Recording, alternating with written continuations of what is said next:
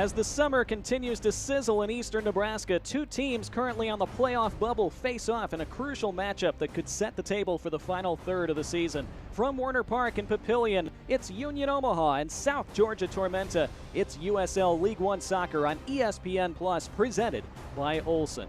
I'm Donnie Barnes, and as we look at the current standings in League One, you can see why this game feels so important. Omaha currently occupy that sixth and final playoff spot. They need to bounce back from a humbling 3-0 defeat at Lexington last week. Tormenta on the upswing. They're up to 8th, just a point behind Omaha after an impressive 4-1 victory at Forward Madison on Wednesday. But they're dealing with a third game in a week while the Owls aren't, and we'll see if that impacts things later in this game, if fatigue becomes a factor for Tormenta.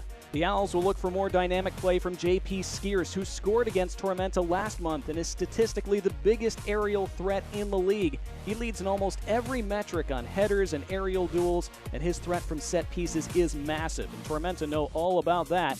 Their head coach Ian Cameron said this week that dealing with Skiers' physicality would be one of their keys to this game.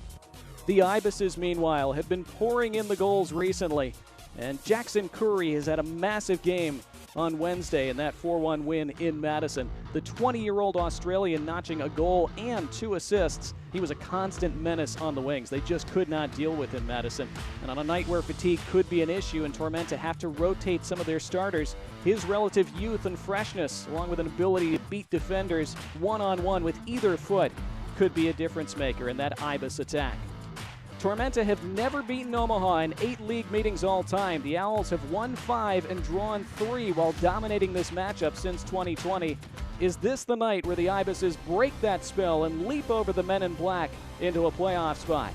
Ian Cameron said this week that this is a game Tormenta cannot afford to lose, but Omaha are also desperate to avoid a slump after their loss last week. Crunch time in the League One season starts tonight. Starting 11s and kickoff from Warner next. This just in, Omaha is a soccer city, and Union Omaha is your club. After a USL League One championship in 2021 and a history-making quarterfinal run in last year's US Open Cup tournament, we're back for more. Enjoy $2 tickets, beer, and food items on Women in Sports Night as Union Omaha faces Lexington Sporting Club on Wednesday, August 2nd at Warner Park. One city, one club, one means all. Bags are packed, are you ready to go? This time tomorrow we'll be on the road, riding with you into sunnier days. I wouldn't want it any other way. Home is with you wherever that may be. The procession onto the pitch, through the smoke, and into the light. It's Union Omaha and Tormenta tonight. Officiating quartet, led by head referee Christian Campo Hernandez, the center referee this evening. And the two sides, with Union Omaha wearing their whites tonight. Tormenta will be in their navy blue and pinks. Let's look back to the first meeting between these two clubs. It wasn't long ago, just over a month, on June 24th, right here at Warner Park. Union Omaha taking that one 2-0. It was a 5-minute sequence right before halftime that decided this game. First, this header from J.P. Skiers. We just talked about it in the open. His threat from aerial balls, he showed it there and scored the eventual match winner. And then in the 5th minute of stoppage time, seconds before halftime, an unfortunate own goal off to Sean Nemhart that looped into his own net. And that was the dagger. Union Omaha saw it out comfortably in the second half and won by that 2-0 scoreline. The Ibises notably did not have Mateus Cassini in that game. He's healthy and back for them now. Let's see the starting 11s tonight, presented by Rotella's Italian Bakery. 3 changes for the Owls after that 3-0 defeat last week. Junior Palacios was at fault for that first goal against Lexington. He drops to the bench tonight and is replaced by Luca Mastrantonio. There's also a place for Joe Gallardo, who's played sparingly in their last few games. He returns to the starting 11, will be a big threat up top. And they also drop Giovanni Willis back to the bench and bring on Pedro Dolabella, who is the birthday boy tonight. For South Georgia Tormenta, meanwhile, head coach Ian Cameron, they also make 3 changes after their win in midweek. He said they'd have to freshen things up to try to keep some of those legs fresh. As their 3 changes include John Murphy coming into the midfield along with Elijah Amo. Toby Otieno and Kingsford Ajay will be rested at least for the first portion of tonight's game. And on the back line, Jake Dengler was injured in the first minute of that game on Wednesday. So Dalton Knutson, the former Union Omaha player who spent 3 years in Omaha and was part of their championship squad in 2021, he returns to face his old club here tonight on that Tormenta back line. Clear and sunny. Temperature has been in the 80s today, high humidity. And we are just about set for this matchup between the last 2 champions of USL League One. Here we go. Union Omaha seeking a bounce back from last week. Tormenta looking to beat them for the first time and vault into the playoff picture. It is Omaha again in the white, and Tormenta attacking currently in the navy blue and pink. First touch for Elijah Amo goes astray, but then he wins it back. Omaha looking for a foul, not given. So the Ibises looking to build something early. Here is Amo, who appears to be starting on that right side. Last week, Tormenta went with 5 at the back for the first time this year, and after conceding just 17 seconds in, it worked very well thereafter, as that ball was too long and out of play for the first goal kick of the match. So Ian Cameron going to 5 at the back on Wednesday in that 4-1 win at Madison. This is a much narrower and smaller pitch, of course, at Werner Park, as we've discussed many times over the years. So we weren't sure if they'd play 5 at the back tonight or go back to their standard 4. As you look at Rashid Nuhu, who had to miss a couple games with a slight injury. Back fully fit now, says head coach Dominic Casciato. Long boot down the pitch, and that's taken by Pablo Jara for his first touch of the match. Jara, his 2nd consecutive start for Tormenta. He returned between the sticks on Wednesday and played really well, made several flying saves. He'd been out of the starting 11 since late May, looking to win that place back. He and TJ Bush have been battling for that #1 shirt for the last 2 years. And it's a battle that has ebbed and flowed back and forth. And currently it's Jara who occupies the spot for now. Amo. Along the touchline, it stays in play for Khoury, who played it off Akoff, and it's a throw for Tormenta. Dion Akoff, who's looked revitalized lately, battled injury early in the year, but has been a key threat for Omaha down that right flank in recent weeks. Khoury, after his massive performance on Wednesday, trying to buy that half yard of space. He does, across the face of goal, comes to the back post, and it falls for a strike by Sterling that's deflected over the top. A goal-saving challenge, perhaps, from Connor Doyle. Keziah Sterling's been red hot lately and nearly had another in less than 3 minutes. Sterling scored 2 on Wednesday, and he was lining up another there. All alone at the top of the box. Look at that block from Doyle, sticking out that left foot. That ball looked labeled for the corner. Not sure if Rashid Nuhu would have gotten there. First corner of the match, presented by Modelo.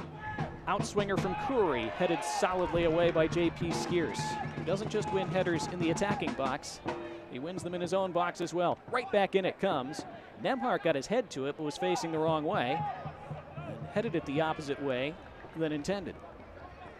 Early pressure from Tormenta. Omaha always capable of hitting on the counterattack. That's something Ian Cameron cautioned against this week. And the first foul of the match as Steven Dos Santos is upended.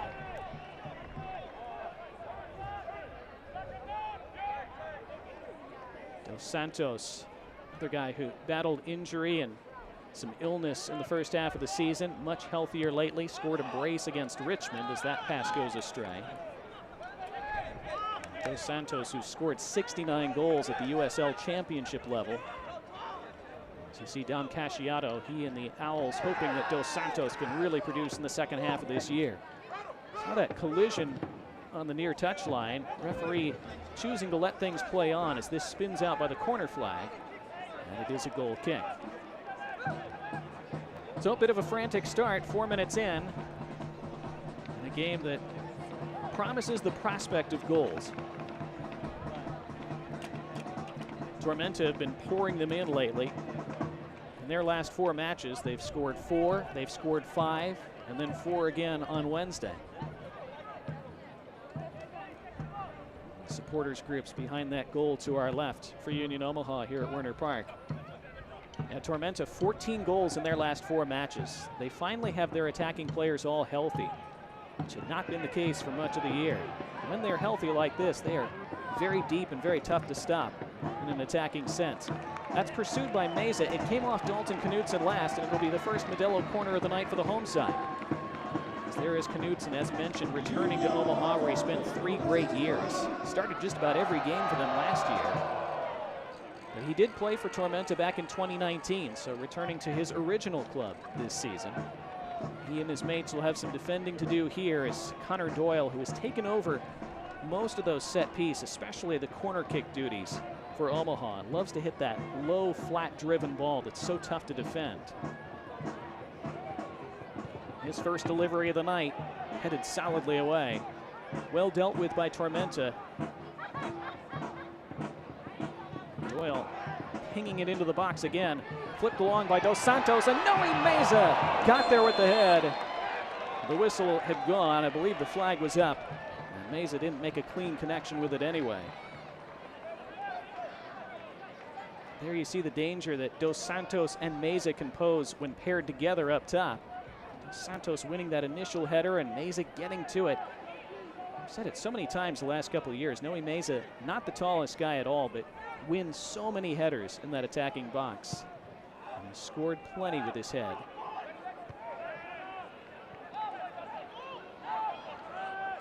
Knutson back to Hara, left it a little short, and Hara had to make up for it, and just did.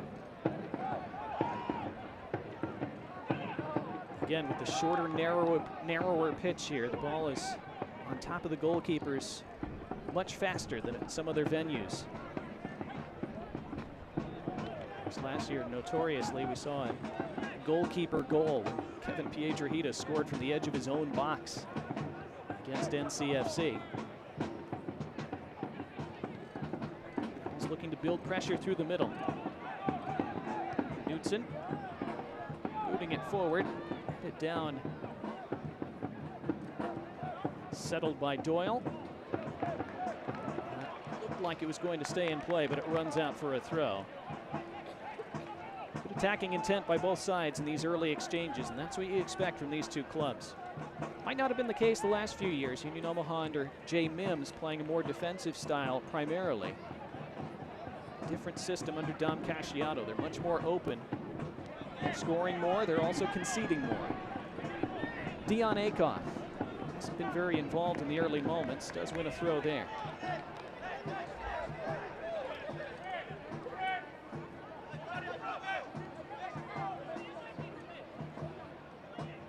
Dolabella trying to backheel it towards Akoff, who commits the foul as he bundled over Chris Heckenberg. Dion Akoff has scored 2 goals in the last 2 seasons for Union Omaha. They've both been stoppage time winners while his side were playing with 10 men. So he's had a flair for the dramatic, you could say. Scored late to win against Chattanooga last season, 10-11. Scored with basically the last kick of the game against One Knox a couple weeks ago, while Omaha were down a man, to win that game 2-1. The Owls would be just fine with him scoring some less dramatic goals as well. Akoff primarily a facilitator on that right wing. Long ball forward, easy take for Hara. Worked and improved so much in training over the past couple months, Ian Cameron told us. He said they left them with no choice but to give him another crack at the starting 11. There's a foul on a free kick. This will be the first attacking free kick for Tormenta tonight. And you see the Owls upset at the decision. Mateus Cassini, the man who was chopped down. And Luca Mastrantonio, the man penalized.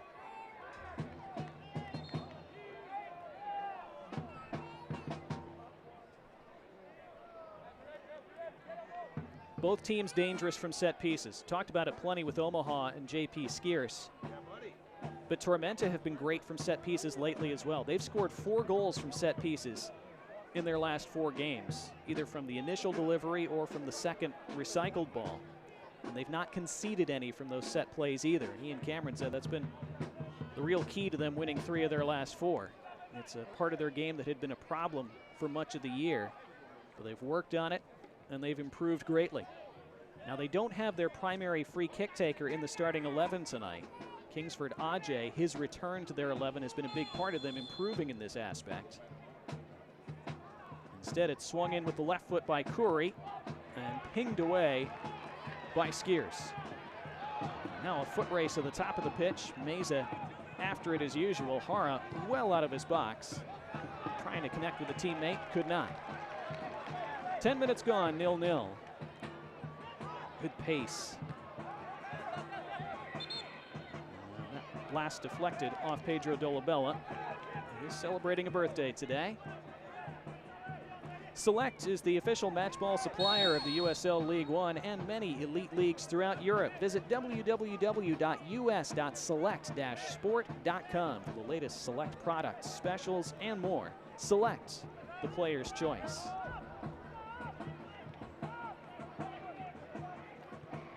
There is Pedro Dolabella, national champion at Marshall University a few years ago.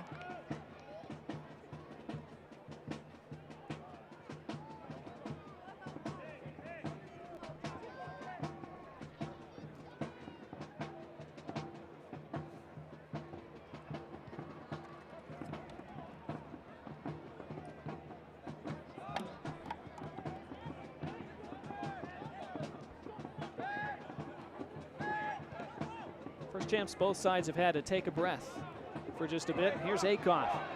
He's going to be onto this and keep it in play. Dion Akoff charging down that wing into the middle where it's bobbled across the end line for a corner. Preston Kilwine in the way.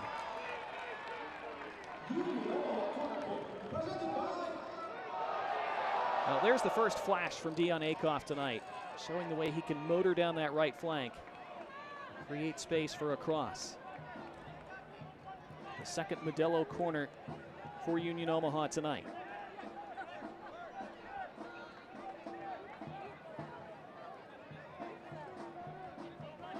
From this side of the pitch, it's Marco Milanese to take. His in-swinger right on top of goal, had to be palmed out by Hara, almost an Olympico. Bent back in, back post, and what a save! Oh, Pablo Hara, highway robbery to keep this game 0-0.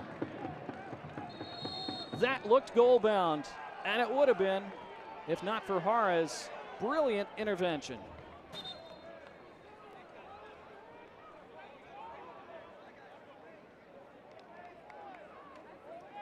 Well, let's see that again. The initial delivery, Hara had to deal with that at his near post, but this second ball deliciously curled in. That was Luca Mastrantonio with hands on head. He thought he'd scored, and you can't blame him. Got up well, made a great connection. On frame, usually those go in, but Pablo Hara said no.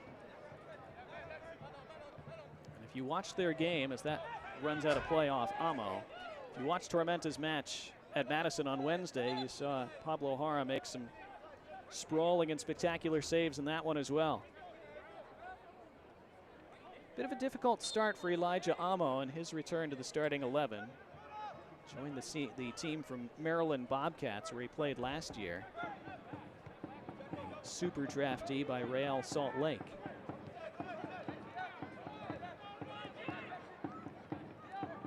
Shielded by Nemhart, tussled off the ball by Dos Santos, who thought he was fouled, but referee Christian Campo Hernandez says no. On we go then.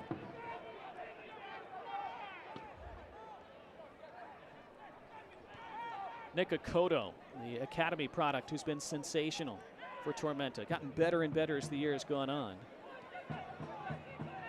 And Preston Kilwine had to come on in just the 3rd minute on Wednesday and was excellent after the early injury to one of their center backs. Akoff for Omaha now. Dion Akoff clips it into the middle. There's Noe Meza, and he missed. Oh, he doesn't miss many of those. You thought the net would bulge. It was just past the post instead.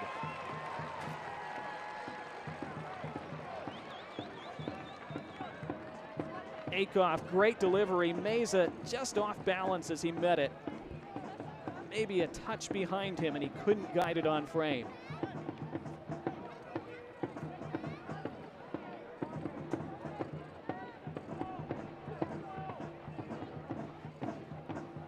Well, you see the attacking plan for Omaha. Let Akoff rampage down that right wing. Let him serve in dangerous crosses. Let players like Noe Meza attack them. It nearly worked there for the opening goal.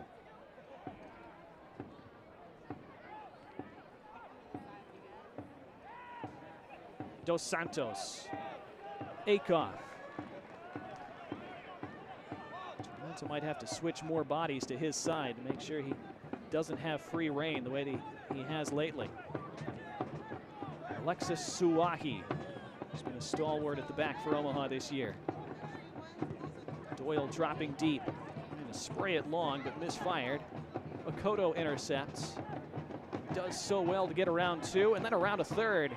Bit of a heavy touch from there, and there's Doyle to slide it away. Doyle so valuable in that holding midfield role for Union Omaha. He's played in every game for them the last few years.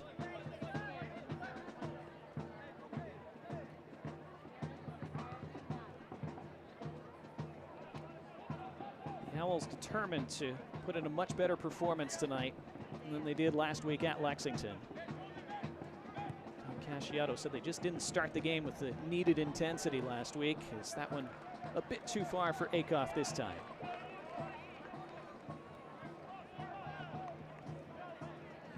A much faster start already tonight. Ian Cameron and Tormenta won't be too unhappy with the start, even though they've been under pressure. 0-0 in the 17th minute.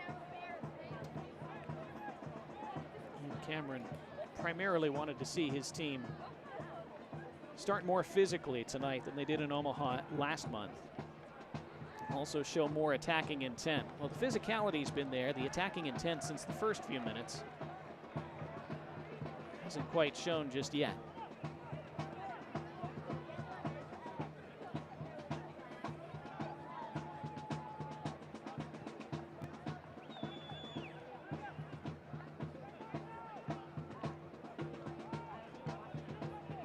Space on that left side.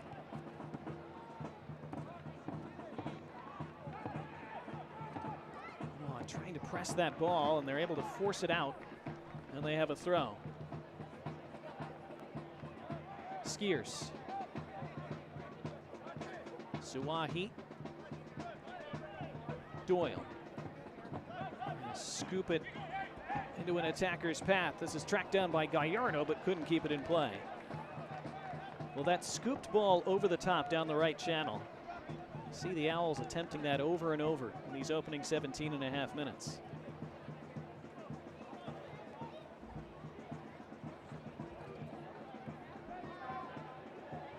Don't miss a minute of the action in 2023. Whether your club's on the road or at home, catch nearly every second of USL League One action on ESPN+, the home to the USL, La Liga, the Bundesliga, UFC, and more. Sign up today at plus.espn.com. See players shielding their eyes from the sun. Very bright evening at Werner Park, and that sun sets behind the stand to the right.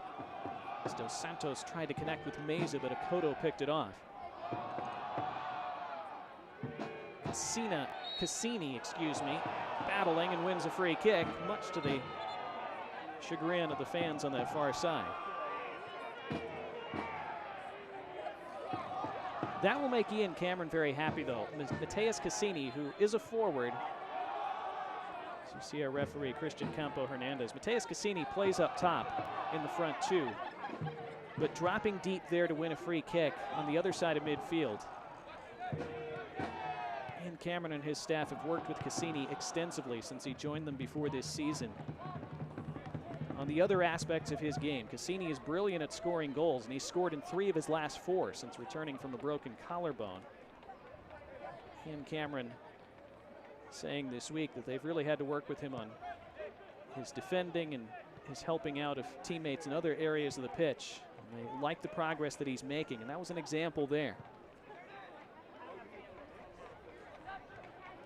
Dos Santos initially looked for the run of Akoff, decided not to use it.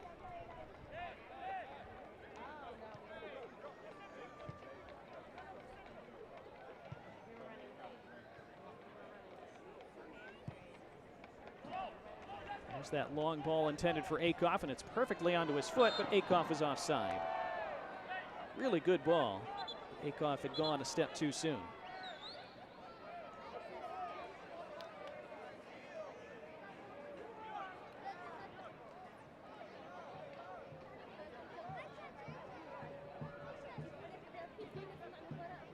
Tormenta changing 2 out of their midfield, as we mentioned right before kickoff. There's Ian Cameron. He said he was going to have to rotate a bit tonight,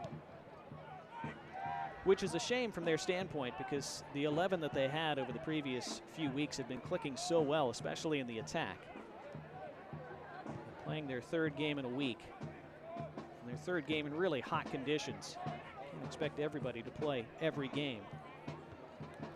Part of managing a long season, especially in the United States where you play over the summer in that heat. Here come the Owls now down that left side. Chance to lump one into the box. Outswinger intended for Dos Santos. Again, dealt with well.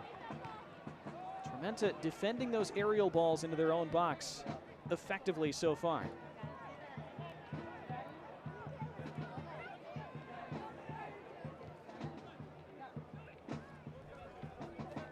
Akoff wants it, and he gets it. Have a path forward, so he uses Suahi.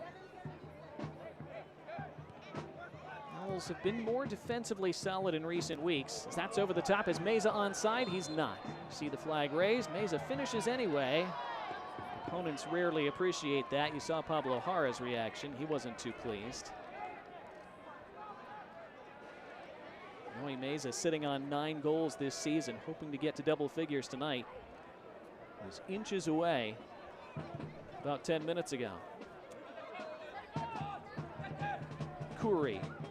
Amo dispossessed and off him last. More good work by Connor Doyle.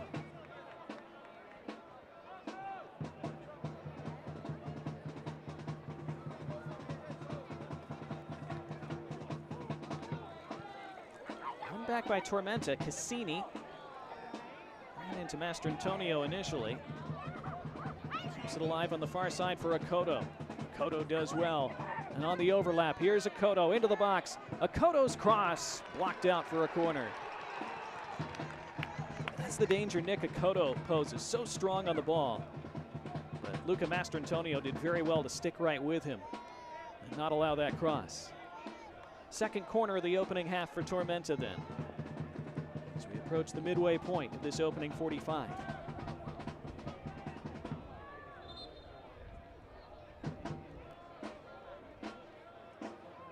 Amo and Sterling standing by the goal line right in front of Rashid Nuhu.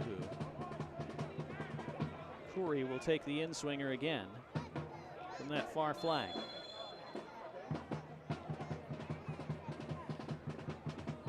Curry's delivery, high looping ball, up into the air from Dos Santos, further away by Skiers, who's fouled. Union Omaha saying Mateus Cassini had his elbow up in the process, referee choosing not to take further action.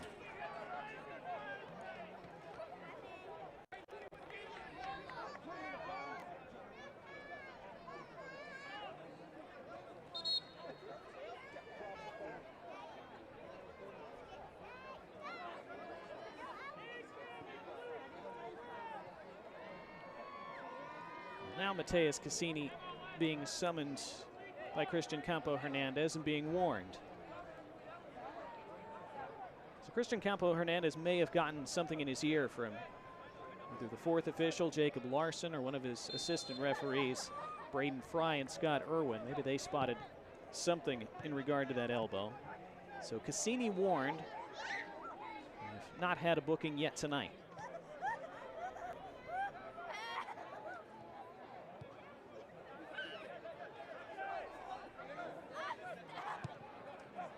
Long from Suahi. And too long. And the Owls were on the road for 3 games last week, and sometimes when you play on longer pitches, more standard length pitches, your sense of proportion and angles and weight on your ball can be off. It's looked that way on some of those long passes forward so far tonight. That ball somehow staying in play for a long time along that touchline, and then players getting tangled up. And the temperature ratcheting up on the pitch. It was John Murphy in a tangle there for Tormenta with Luca Mastrantonio. We'll see it again. As Murphy stays down.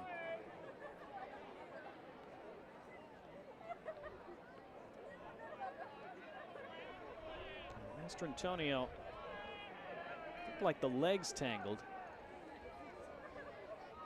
Murphy appeared to be holding his shoulder.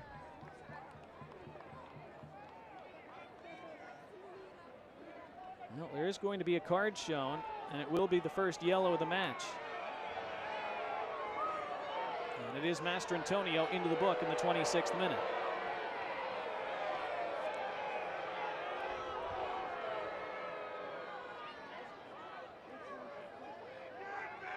The Owls have been very frustrated with the decisions that have gone against them this year. Dom Casciato was explicit about that in his post-match comments after their dramatic win against One Knox a couple weeks ago. They won that game, as mentioned, in the 94th minute, but after they'd been reduced to 10 men, after Luca Mastrantonio had been sent off earlier in that game in a decision they thought was extremely harsh. And afterward, Dom Casciato pointed out that his side have not been awarded a penalty this season. They have been called for 5 penalties against, and he's felt that they've been shown some harsh red cards lately as well. The Owls clearly feeling that yellow card was harsh. Of course, from our perspective, tough to see on that opposite side of the pitch exactly what went on between the two. But Mastrantonio in the book. The Owls, who have taken red cards in 3 of their last 4 games, certainly do not want to take another, even though they've played so well. Even down to 10 men. Here's Akoff.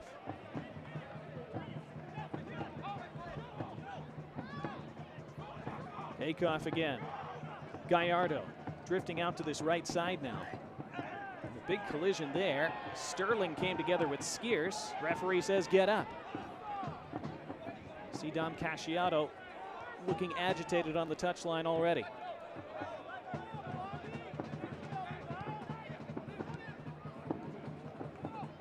One-touch pass works out for Omaha.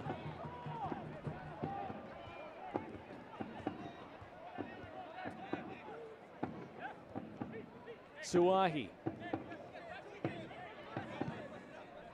Tormenta in their defensive ranks looking very solid early in this game. They have been working on their defending quite a bit, Tormenta. They've not kept a clean sheet since May 6th. It's been 10 league games since they last held an opponent without a goal. Ian Cameron very aware of that. Acknowledged this week that it's been a frustration, but did feel that they were much better on Wednesday, even though they conceded after 17 seconds. Top of the box, Akoff couldn't quite bring it under control. He then goes down looking for a penalty. Again, the referee uninterested. Again, the home fans howl.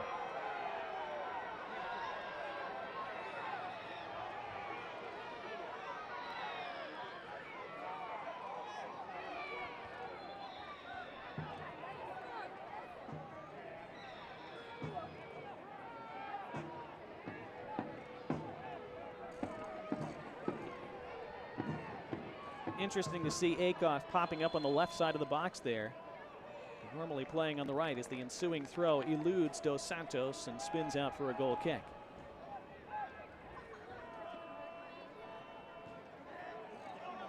See Tormenta playing it short out of the back.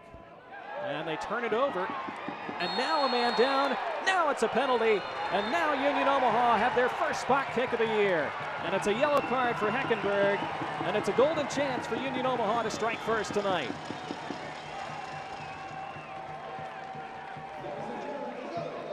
Dos Santos, the man who was chopped down.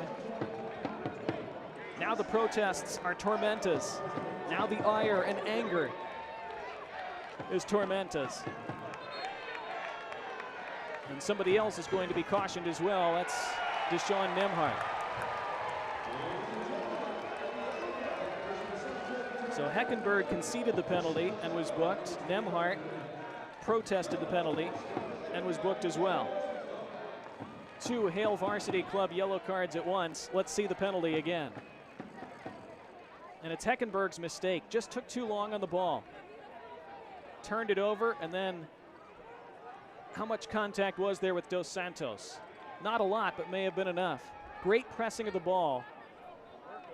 That was Dolabella who created the turnover initially, and Dos Santos just got his body in between himself and the ball, and that's such a veteran move, a savvy move. Because then you're entitled to the ball, and any contact, especially in the box, can be a penalty, and it was in this case.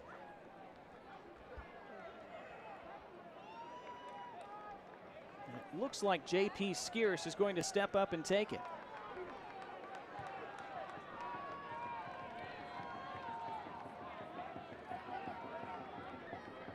So a half hour gone,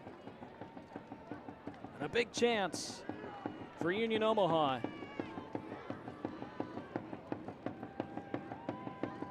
Pablo Jara hoping to make a spectacular stop to keep this goalless. The first spot kick of the year for the Owls. They've waited a long time, and it's scored.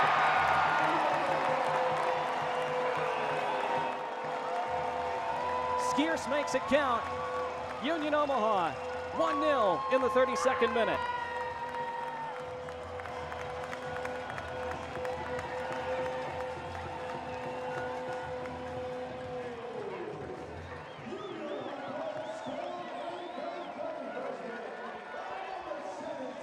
Well, he doesn't just score with his head. See, Jara waited a long time before diving, and Skierce waited him out. Look at that slow chop step run up, and that little hesitation there, finally sending Jara the right way, or the wrong way, I should say. He went right, the ball went left. Now we come to a hydration break. And an interesting spot in this game, right after Tormenta have conceded to fall behind. They will immediately have effectively a timeout to talk it over and try to regroup and calm themselves. They were so incensed at the awarding of the penalty. Well, there you go. Dom Casciato lobbying and talking about how his side hadn't been given a penalty all year. They finally are, and J.P. Skierce showing poise and precision.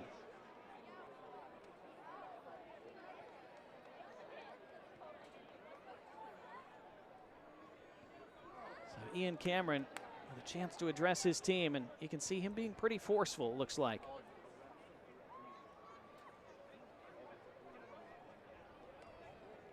Calmer address from Dom Casciato, meanwhile. I think he'll be pretty pleased with how his team had started the opening half hour, even though they had not been quite as dangerous in recent minutes. They enacted that high press just in time to win that ball and earn that penalty.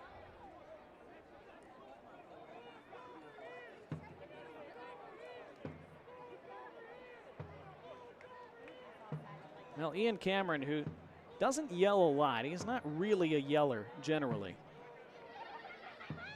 You could see he was unhappy with his side and appeared to let them have it. So we'll see how Tormenta respond now over these last 15 minutes or so of the first half. The Owls have taken leads plenty of times this year. They've not always been as good as they'd like to be at closing games out once they've had leads. They've been better at that lately. It's been a point of emphasis for them. But obviously still a long way to go in this match. Plenty of time for Tormenta to turn it around. So off we go again. After a couple-minute hydration break, after the goal by Skierce, which is his 4th of the year, and the first one not scored with his head.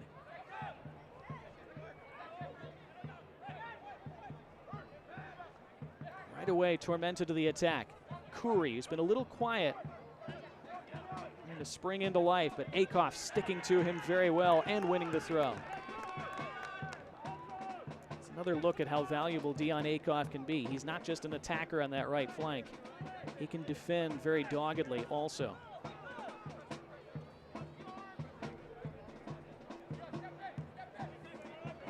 Santos flicking it along, but it's a throw for Tormenta.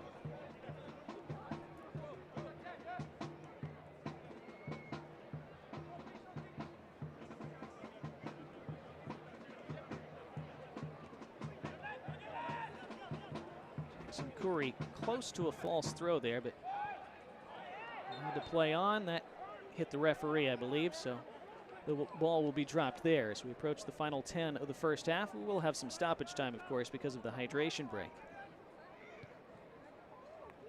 I'm Donnie Barnes. Glad you've joined us for League One action tonight on ESPN+. Again, Union Omaha in that 6th and final playoff spot at the start of the night. Tormenta in 8th, but just a point behind them. This is a big swing game. This runs through to Mesa, and it ran away from him. The flag had stayed down. If Noe Mesa had been able to bring that under control, he would have been in. Bouncing ball took a bounce he wasn't anticipating. It was put out for a corner, and it will be the 3rd Modelo corner of the night for Omaha.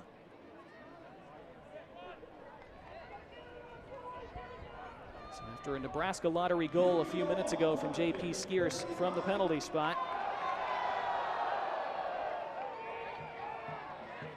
Marco Milanese walks over to take this.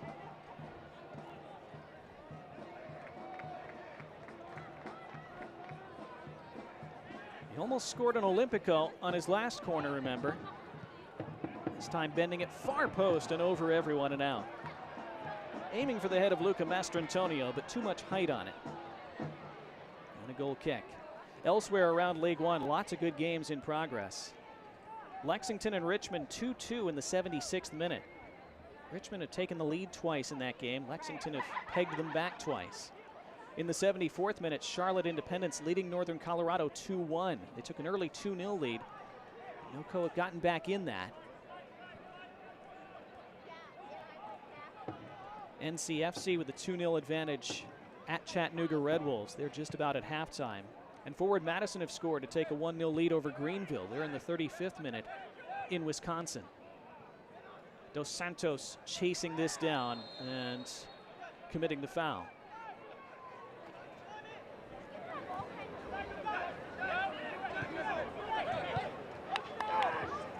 Omaha enacting that press again. Pedro Dolabella created that first goal and creates a bad ball out here and a throw. USL's 2nd annual summer showcase signals the start of the sprint to the finish. Philip Goodrum and FC Tulsa head west to face Romario Williams and Colorado Springs Switchbacks FC. FC Tulsa and Switchbacks FC Wednesday, August 9th at 9 p.m. Eastern on ESPN2.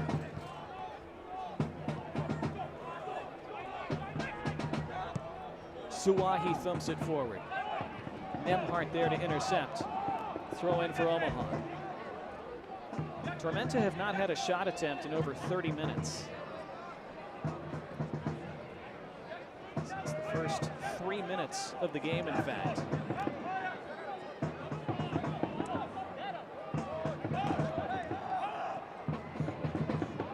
That goal conceded, Tormenta have now given up 16 first-half goals on the year. What does that mean? Well, only one side in League One have conceded more first-half goals. Omaha looking for more here. Intercepted, though, crucially by Curry before Akoff could get on the end of it. It will be a throw right by the corner flag. It's well done by Jackson Curry, who, again, hasn't been able to get on the attack as much as he'd like in this first half, but doing some valuable defending there. This is hang on and hang in time for Tormenta before half. This will be a corner put out by Amo. Yeah, it's one of those sequences, especially as a visitor, especially playing your 3rd game in a week. You have tired legs. You're down a goal in the heat. Just want to get to halftime in touching distance, only down 1. Get yourself a chance to regroup, rehydrate, re-energize for the second half and see if you can still get something out of this. But if you do what they did at Omaha a month ago, where they gave up a 2nd goal right before halftime, that was such a killer. And they never recovered from that in that 2-0 defeat. They have to avoid that here. Connor Doyle takes the outswinger. And that's away by Nemhart again. as far as Akoff, who recycles it, and Doyle pings it back in with the outside of the boot. Another big header one, this time Dalton Knutson, and he was fouled. Those big center backs at Tormenta, again, handling those aerial balls well in the first half. And that's not surprising from Dalton Knutson, who won plenty of those on this pitch over the past few years.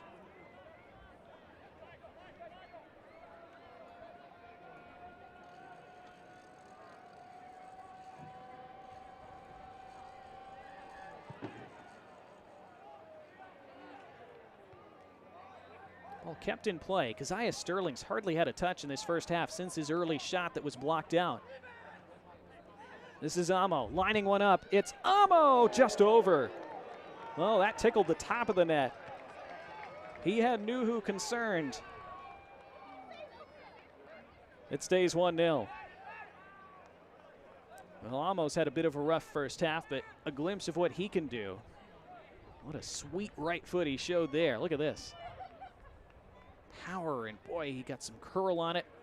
Just grazing that top upper 90, but wrong side of the bar. Dos Santos in another collision. Whose foul is this? Whose card is this? Looked like the card was coming out. It is. It's going to be Dos Santos who has shown it. He has stayed down.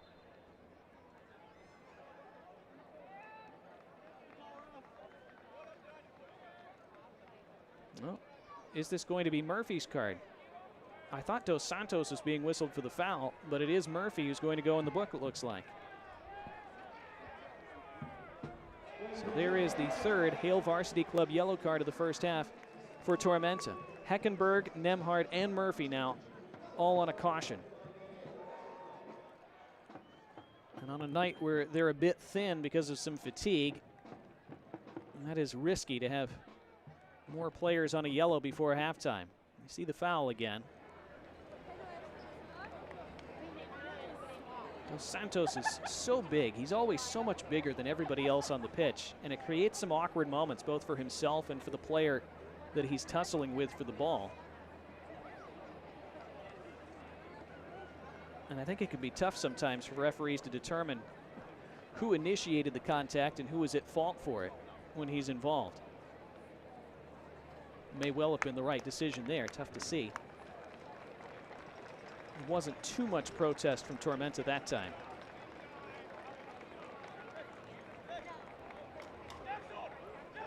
Three minutes of the 45 left. We'll see about time added on.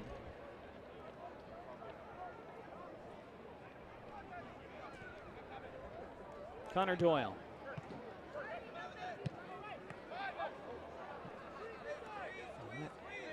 Came off of Amo, who was not expecting it. You know you're having a rough half when your teammate nails you in the face inadvertently. Again, it's just a one-goal deficit for Tormenta, even though they've not been able to do much in the attacking half in this opening half.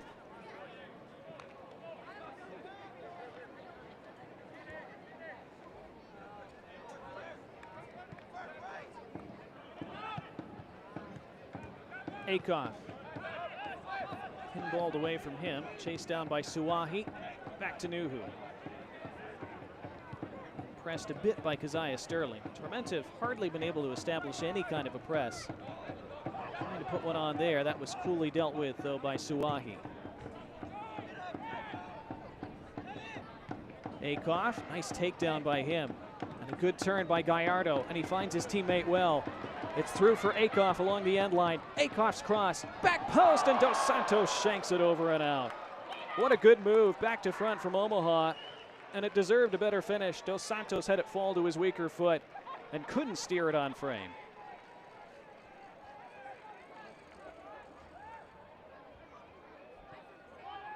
Great first time ball. Flew over Meza's head. Dos Santos, a really well-timed late run. They did not pick him up at all. Unmarked. But the flight of the ball just caught him at an awkward height and angle. One that he would still, I think, expect to do a little bit better with. Tormenta fortunate that he did not. Dolabella.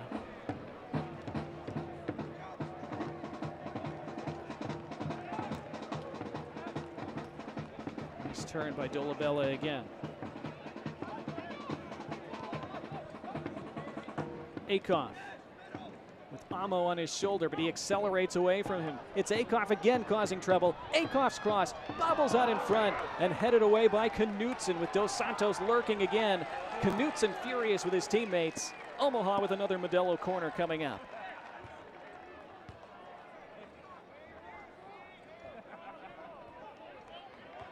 Dion Akoff getting more and more dangerous as this first half has gone on. Going to have an additional 5 minutes added to this first half. Stoppage time presented by Muchachos. Doyle is going to take this one again. Doyle swings it out. That low flat ball. And the header was won, but not guided on target. That low flat ball that Skiers, or that Doyle is so good at hitting from those corners. So difficult to defend. You see so many teams around League One struggle to win that first ball from that delivery.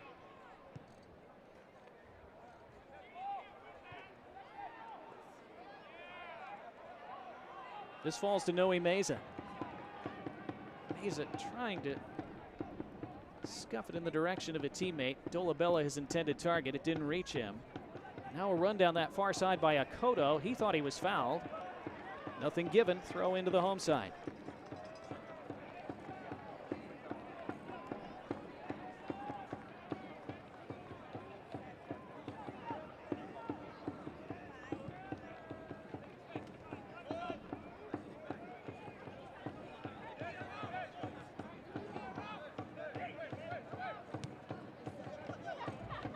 Right channel. This is Doyle further forward than he normally is.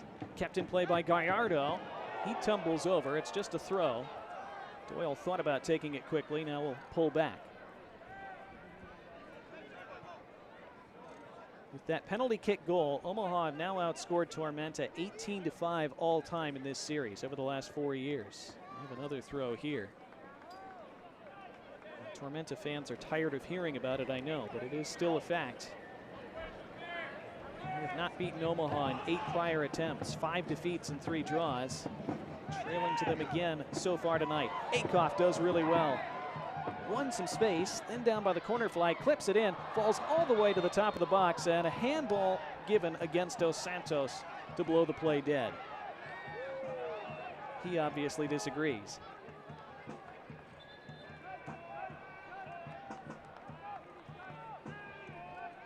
Maybe Dion Akoff got a little bit too elaborate that time. He had that great initial touch by the right side of the box to create that space, then tried to accelerate further to the end line. Ran himself into the corner, still delivered a dangerous ball though. That's turned over again by Tormenta. Here's Dos Santos. Back for Hara, has to use his weaker foot to sweep it out. Does well. Now Amo, chance to come forward for Tormenta. Those chances haven't presented themselves much in this first half, and that's about how it's gone.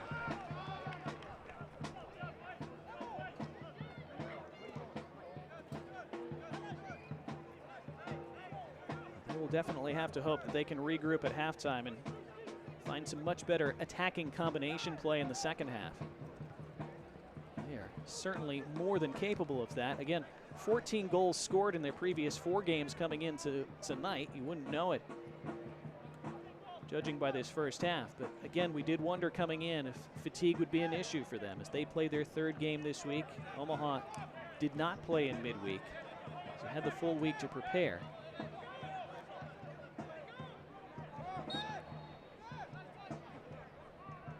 In for Gallardo, away from him for another throw. Inside the final 90 seconds, in theory, of this first half. As the Owls continue to methodically advance down the pitch, like an American football team. They're into the red zone now, you would say. Gallardo kept that in play. Gallardo's cross, back post, almost came to Dolabella. Swung clear by Cassini.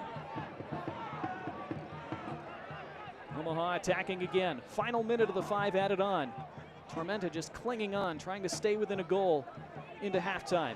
Gallardo delivers back post, attacked by Noe Meza. That time, perhaps, his relative lack of height worked against him.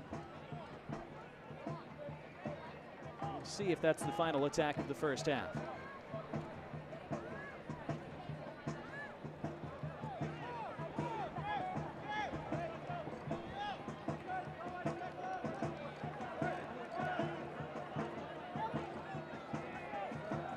Pablo Jara made a sensational save early on. Didn't do anything about J.P. Skierce's penalty. Ran away from Cassini, booted up into the air. We've had the 5 minutes. Christian Campo Hernandez blows his whistle. That's halftime. Union Omaha, very much the better side over the opening 45. They receive an appreciative round of applause from their fans here at Werner Park. J.P. Skierce's penalty goal in the 31st minute is what separates the two sides at the break. 45 minutes gone, 45 to go here in Papillion, Nebraska. Our Omaha La Vista Courtyard by Marriott halftime show is next. It's Union Omaha 1, South Georgia Tormenta 0.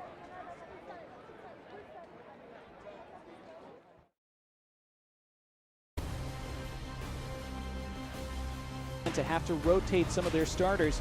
His relative Dion Akoff clips it into the middle. There's no again on Wednesday. Skierce makes it count. Union Omaha 1-0 in the 32nd minute.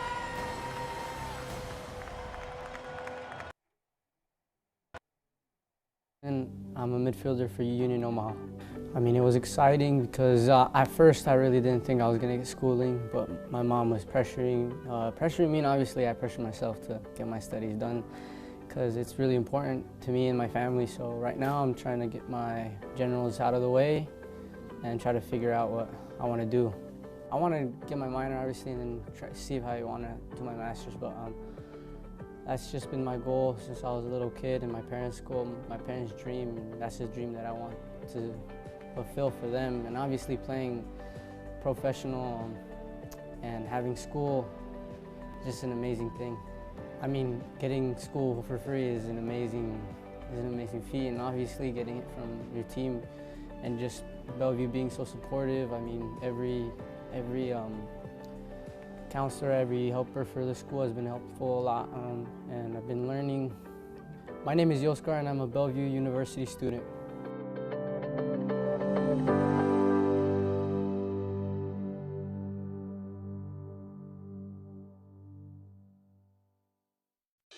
Most see a roadway. We see a safe drive home. Most see a data center. We see close encounters with family and friends. Most see engineering for what it looks like. Sturdy bridges, safe drinking water, reliable power lines. We see that too. And so much more. Olson, engineering possibilities. Halftime here at Werner Park. Union Omaha with the goal advantage over Tormenta at the break. As we welcome you into your Courtyard by Marriott La Vista Conference Center halftime show. Had a couple of midweek games, some good ones. Lots of goals, including some of the fastest goals in USL League One history. Let's see highlights from those games. Week 20 of the USL League One got off to a bang on Wednesday with a pair of matches. First off, North Carolina taking on top of the table Northern Colorado. What a free kick. Luis Perez in first half stoppage time puts that one away for goal number 5 on the year, and they head into the break with a 1-goal lead against the top side across USL League One. Now, second half stoppage time now. It's the 95th minute. Olex Anderson, little patient and a burst of speed, gets in one-on-one with Lalo Delgado, and he is lethal from here. Rounds the keeper, taps it home, his 10th of the season, ends the Hailstorms' record-setting 12-match unbeaten streak, moves to second in the league with those 3 points. Olex Anderson, a huge one on Wednesday. The other game on Wednesday, another great one. Forward Madison taking on South Georgia Tormenta. This is right after kickoff. Andrew Wheeler-Amunu is going to drop this one over the top for Christian Cheney. Nice first touch with his chest, even better second one with his right foot. He gets his 6th goal of the season to open the scoring in the 17th second of the match. More on that in just a moment. Gets them off to a blitzing start. Responding in turn, though, was Matthias Cassini. Gets in one-on-one against his former side. The former Flamingo makes it 1-1 in the 8th minute. Returning from injury in style, back into the 11 for Tormenta. Second half we'll jump to now. Jackson Curry, they're trying to find a way to break open the match. Puts a beautiful ball in the box. Great header by Keziah Sterling. They take the 2-1 lead, complete the comeback effort. They're up 2-1. Still second half, still searching for another goal to push it a bit further. Switch of play. Jackson Curry again. Gonna be a continuous story throughout these highlights. Kingsford Ajay, they'll play amongst themselves. And what a pass right here. A cross goal makes it easy for Sterling. Curry, Sterling part 2. They take a 3-1 lead. No team had scored more than 2 goals against Madison this year. They're up 3-1 at their home turf. They're searching, though, for the killing blow. What a burst of speed. Puts the afterburners on Nick Okoto. Finds Jackson Curry, and he gets a goal himself. They take that one 4-1. Huge result for them. On the losing side was Christian Cheney, but he scored 17 seconds into the match. And you wonder, is that the fastest in USL League One history? It's right up there. We can double back and show you some history. Ronaldo Damas for North Texas back in 2019, September 10th, 2019. It's going to be the first goal of this one. Just a nice ball out onto the right-hand side. Look in the middle at number 11 and his movement. About to drive inside, a brilliant header from Damas. They take the lead there. He'd go on to score 3 goals and have an assist in this match in a season where he'd have 16 goals himself. Just faster than Cheney at 17 seconds. A great goal for him there. It was a great season for North Texas. Still the most points in league history. They got that back in 2019. Jump 3 years and a day later, Tarn Weir for FC Tucson on September 11th, 2022. 2-hour weather delay. This is now kickoff. 7 seconds into this match, he's going to open the scoring. Beautiful ball in behind. He picks this one out, and a fantastic first-time strike. 7 seconds into the match.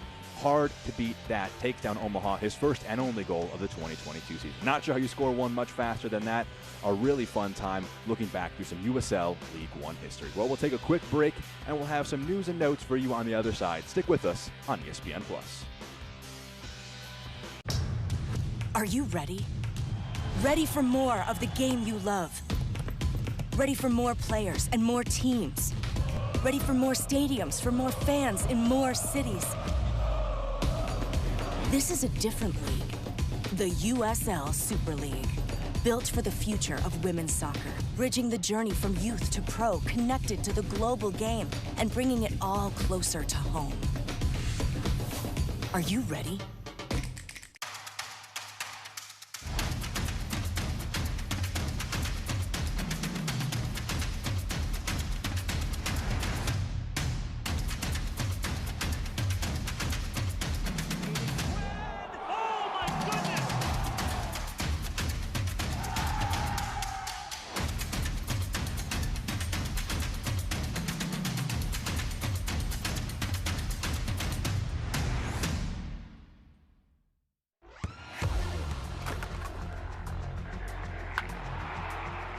We all have goals.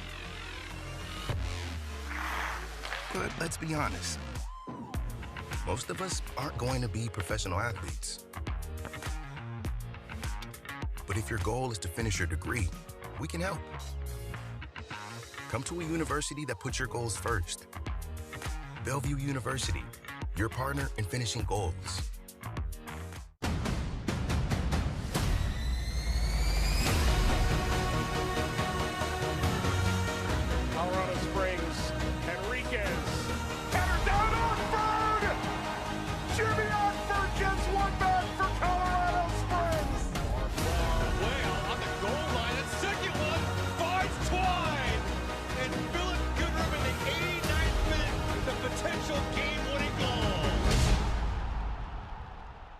League One Player of the Week.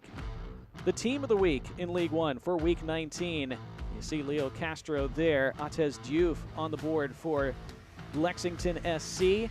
Clay Dimmick with a last-minute winner against Greenville. He is one of the defenders on that Team of the Week. who were playing the 4-3-3 formation.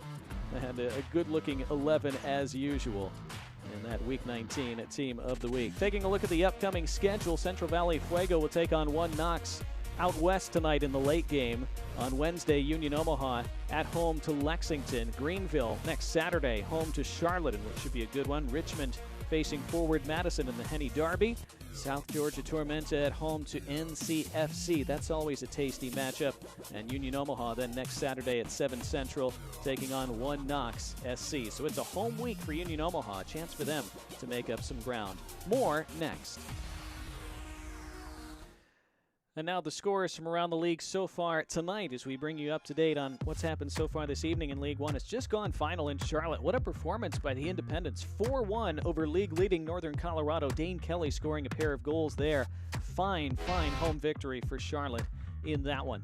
A good matchup, a good game between Lexington and Richmond. Richmond will be frustrated at letting another lead slip. In fact, they led twice in that game. Nil Vignal scoring in the 7th and the 16th, but Lexington twice coming from behind, and they gain a point in that 2-2 draw. North Carolina FC, 2 goals right before halftime. They still lead Chattanooga Red Wolves 2-0 in the 65th, and it's Forward Madison with a goal to the good at the break against Greenville. Highlights and stats from our first half and half number 2 coming up next.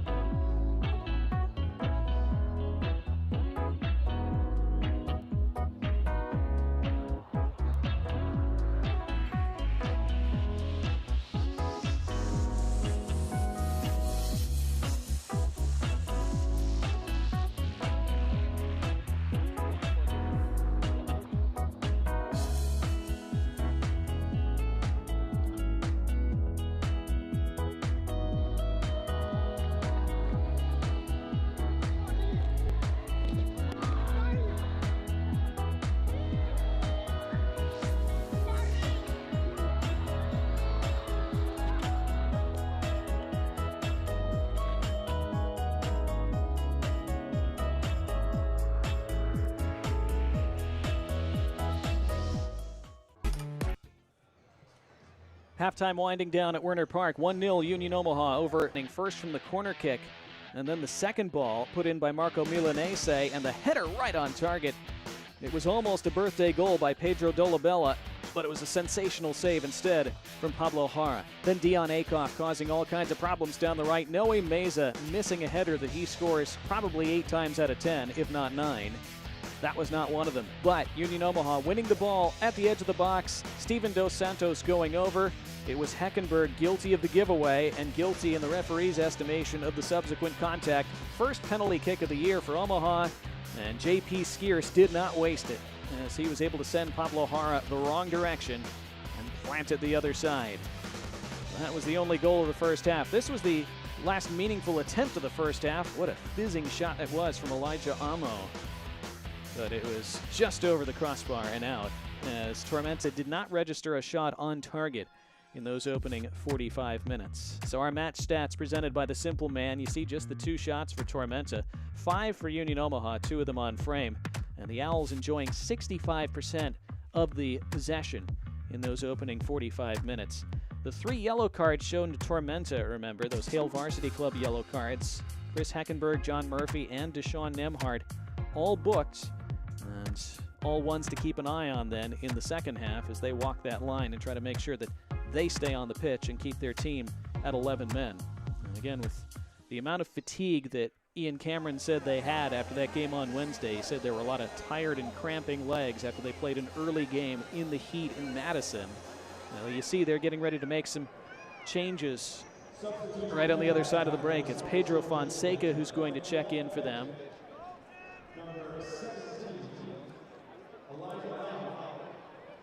Elijah Amo has come out.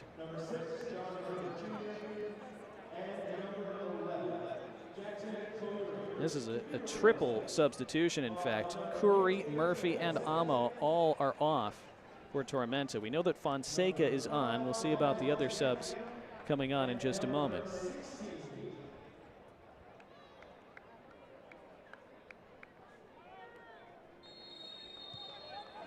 So Pedro Fonseca in, Davy Mason is in.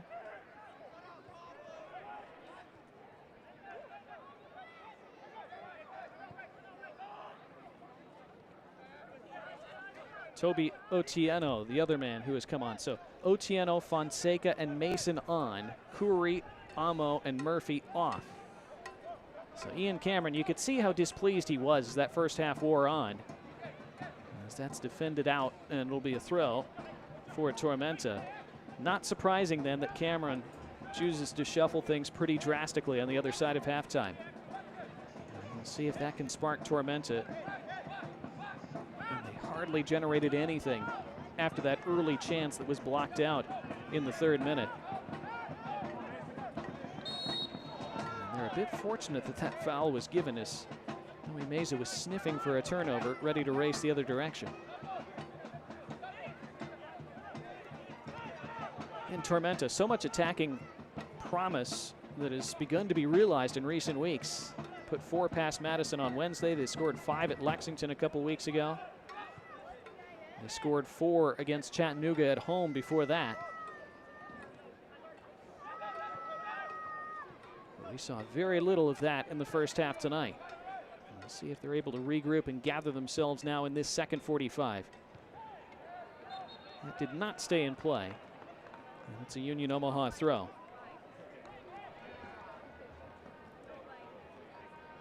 So the string of not keeping clean sheets, unfortunately, will continue for Tormenta. But they've been able to win games while conceding a goal or two plenty of times. And Omaha have had plenty of leads slip away this year as well. So both teams well aware that this is far from done.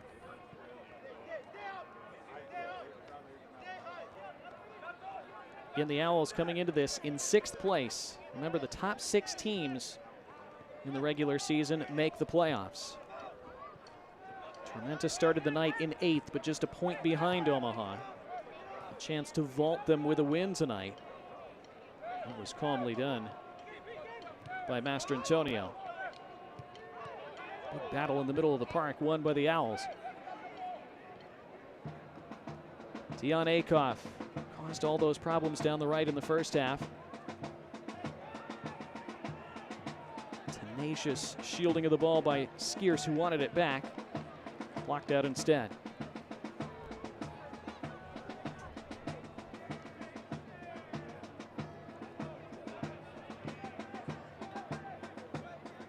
Akoff wanted it back, got it, kept it in play, and then wins another throw.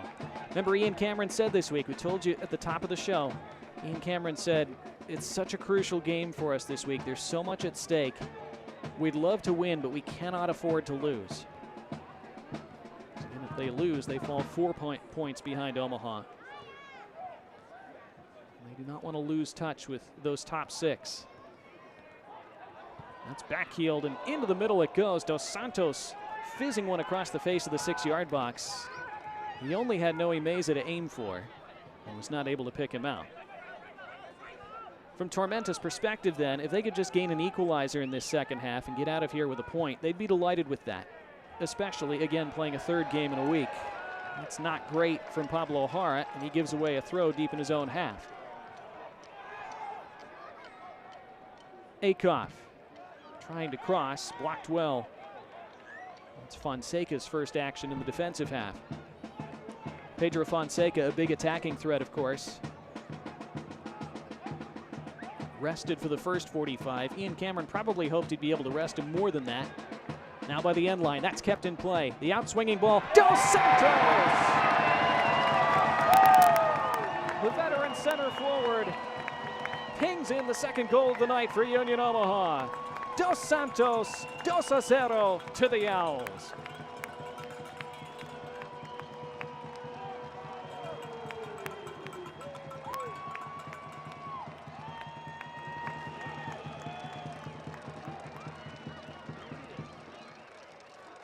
It was Gallardo who kept it in play, and his outswinging ball perfectly onto the head of Dos Santos, who was able to stand and plant his feet and plant that header into the back of the net. And Jara, moving the opposite way, couldn't get back, had no chance. And just the start Tormenta didn't want, just the start to the second half that Omaha craved. They had breathing room in the fading daylight.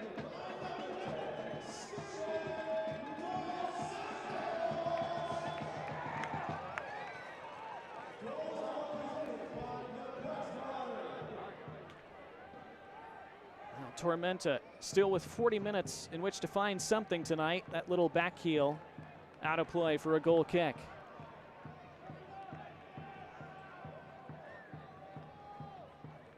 We've seen some crazy games here at Werner Park over the years, including this year. The Owls did have a 3-1 lead against Greenville that slipped away. They had to settle for a 3-3 draw in that one. On the other hand, a few weeks ago, they were down to 10 men just before halftime, Union Omaha, in a 1-1 game. They came out in the second half 10-11 and scored 3 unanswered and blew away Richmond 4-1.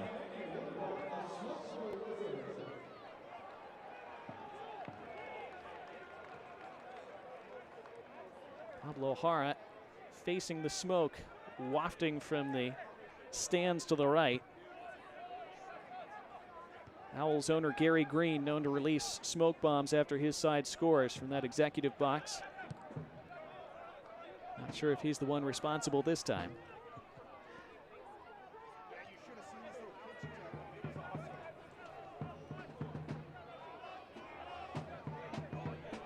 It's not been Tormenta's night so far, and they had hoped things would turn around on the other side of halftime. Not proving to be the case so far. Still very early, though, in half number 2.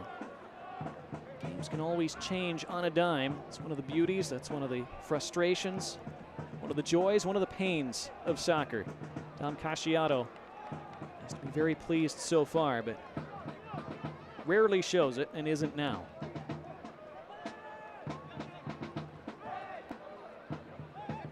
Well won by Fonseca, but trying to weave through a maze of white shirts, could not do so. And Gallardo accelerating the other way, trying to chip it into Dos Santos' path, and Dos Santos is onto it now at the edge of the box, trying to clip it around the defender cheekily. It was Nemhart who was stuck to him. It's a Union Omaha throw.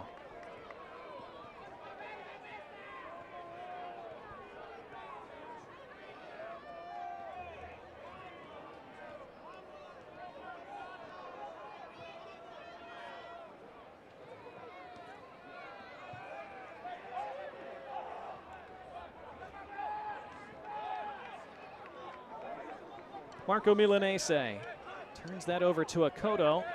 Can Cassini start something the other direction? That's a valuable challenge from Milanese, and he put it off Cassini, in fact, and won a throw.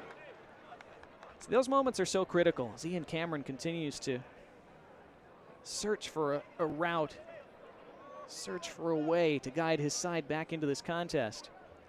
But Milanese just snuffing out that attack by the halfway line. There was just a hint of a threat for a moment that Tormenta might race the other direction. The Owls were just a little bit stretched as that ball turned over in the midfield. Milanese made sure that nothing at all came of that. Now Dion Akoff. As Union Omaha have a chance to pour it on now. Stood up high into the box. Dos Santos leaps for it. Looked like it came off a Tormenta defender. It did. And it will be a Modelo corner for the Owls.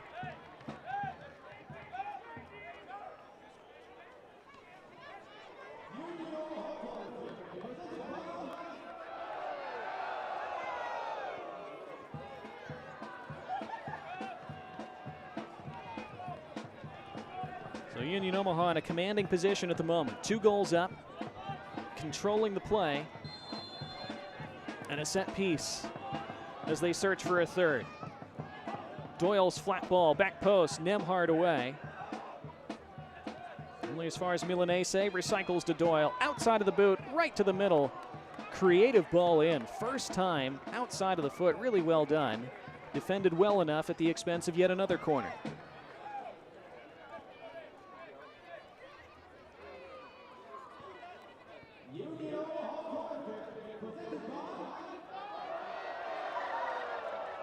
So another Modelo corner kick. Doyle plays it short this time. Milanese clips it back post and looped over the bar and out. Gallardo got to it, but couldn't rise high enough to get over the top of it.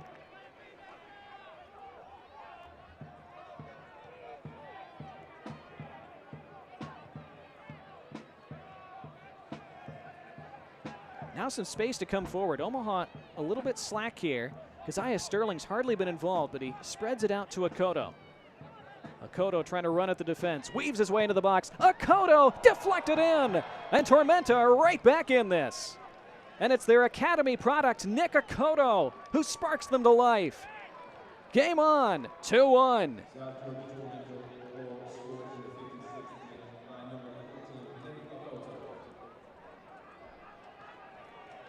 Well, we talked about Nick Akoto in the first half.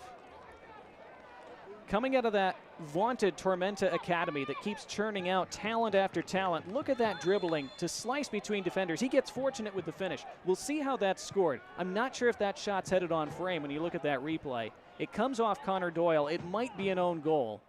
Yeah, that might be heading wide. Doesn't matter, though. One way or the other, Akoto making it happen. And suddenly Tormenta with a very different prospect now over the rest of this game. They'd hardly threatened, but now they've scored. They're back within one, and we'll see if that fully sparks them.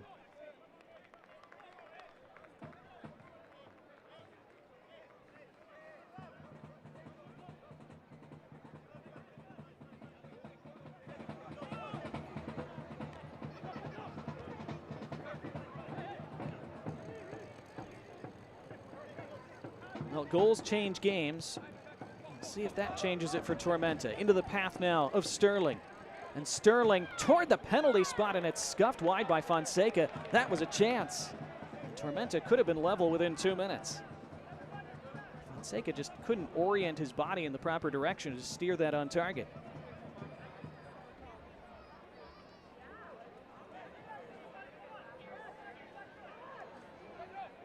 Suddenly, Keziah Sterling popping up and getting more and more involved, finding little pockets of space, finding his way onto the ball.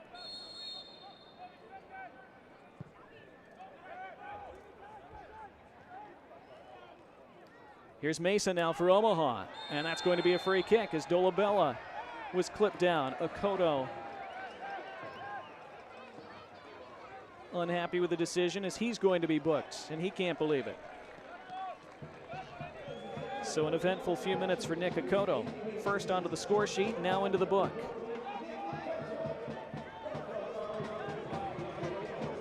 Remember, John Murphy was one of the 3 players booked in the first half for Tormenta. As you see that Hill Varsity Club yellow card shown here to Akoto. Yeah, he does kick Dolabella. So Murphy was removed, but Heckenberg and Nemhart still on the pitch with their yellows, and now Akoto as well. So again, the Ibises with 3 players on the pitch, all walking that line on a caution. Christian Campo Hernandez marking off the 10 yards. Dalton Knudsen feeling he's miscalculating. Dalton saying, look, I played here for 3 years. I would know how far 10 yards is on this pitch.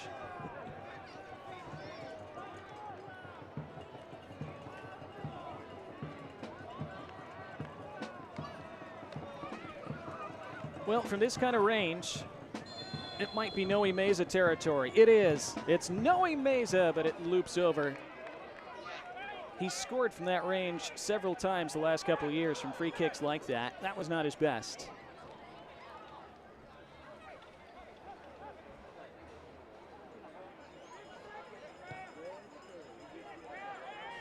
Tormenta will play out from the back. Long ball, and just at the edge of his area, Rashid Nuhu read it well. Mateus Cassini was lurking in case he did not.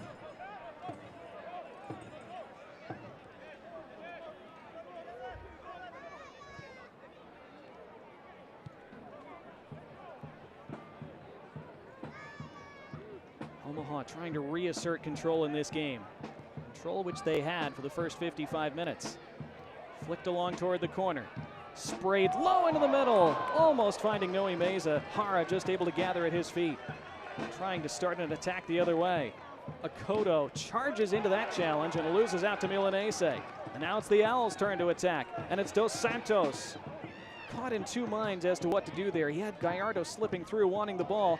Almost came to Mesa. Gallardo with clever feet for a moment, but it ran away from him. Akoto keeps it in play, and Otieno looks to calm things down. Or instead, just switch things out to the far side and start another attack.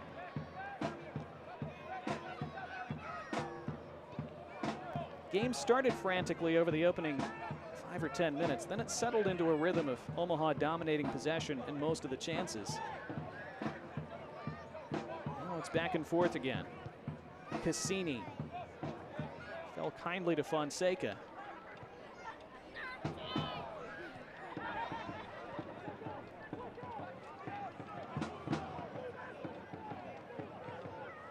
Knutson.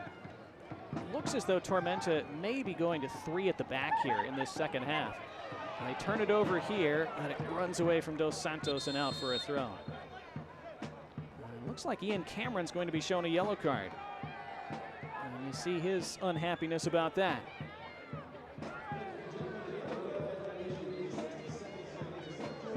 I don't know if he's being shown the card for something he said or if he's being shown it for being slightly out of his technical area. If he's been shown it for the technical area violation, I'm not sure how far out of that dotted line he was, but he goes into the book. See him still in an animated discussion with the fourth official, Jacob Larson.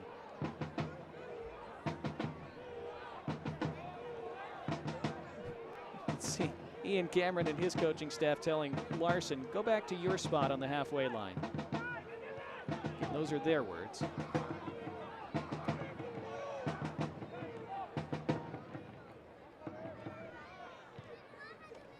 So on we go. The game growing more fascinating by the moment. And here's a yellow card shown to JP Skiers. And it'll be a free kick for Tormenta. And the Owls now have 2 players booked. So JP Skiers joins Nick Akoto on the score sheet and in the book club tonight. Skiers, of course, scoring from the spot in the 31st minute, and now carded in the 63rd. Yeah, and well deserved there, extending out for that challenge, getting nowhere near the ball and clipping Keziah Sterling.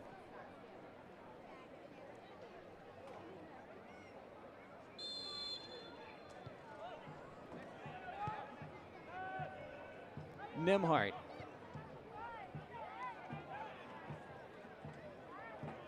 It's turned over to Akoff. He's looking for runners forward. That was good work by Davey Mason just to break up that play and force Akoff to check up and wait. Double sub coming for Union Omaha now. You see Shaft Brewer and Joe Brito ready to check in. We'll see who they are replacing momentarily. Elsewhere, Chattanooga have scored, but it's still 2-1 NCFC in the dying minutes. They're in stoppage time in East Tennessee. Greenville have leveled things at Madison, 1-1 in the 61st. As we see these substitutions coming now. So Brewer replacing the birthday boy, Pedro Dolabella, who put in a good shift tonight. And Brito is on for Dion Akoff.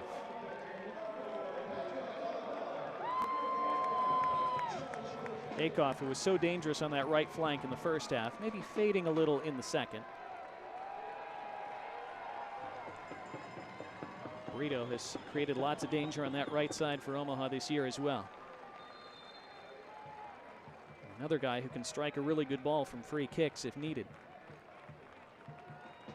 Flicked along by Dos Santos. Meza trying to roll his defender and thought he had done so cleanly, but the referee seeing otherwise. Well, if you can't watch the match, turn on Sirius XM FC 157. That's North America's only 24/7 source for engaging soccer talk, including USL All Access, Tuesday nights at 7 Eastern. As this ball eludes Okoto and goes out for an Omaha throw. Plus, hear live matches from the USL, MLS, English Premier League, and more, all on Sirius XM FC 157 and the SXM app.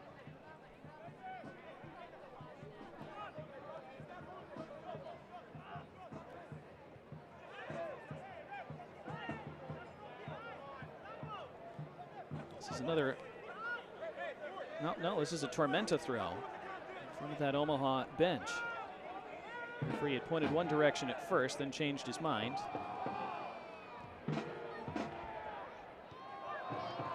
Here's Chris Heckenberg, guilty of that turnover and then giving away that penalty in the first half. It was a contentious one. Now Quelle Akale has come on for Tormenta. That ball a bit too far for his reach. But Akale, another dangerous attacking option for Tormenta.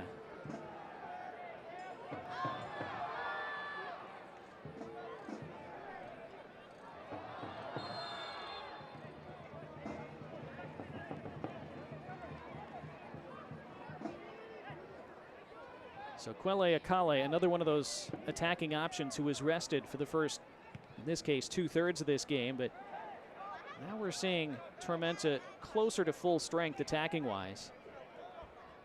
Jackson Curry did go off at halftime, but this is a much more threatening lineup. But here come the Owls now, but Connor Doyle not quite able to find a telling ball as he tried to pick out Dos Santos. Skierson the 31st, Dos Santos in the 50th for Union Omaha to establish a 2-goal lead, but Nick Akoto pulling one back in the 56th. And they are giving that goal to Akoto for now. I said at the time I wasn't sure if it would be his goal or an own goal off Doyle. Forward it goes. Shaft Brewer so quick, almost on the end of it. Meza trying to hunt that ball down, but Akoto just surges right past him, but then played it off his own heel. And it's an Owls throw. Mateus Cassini, the man who was taken off in favor of Quelle Akale.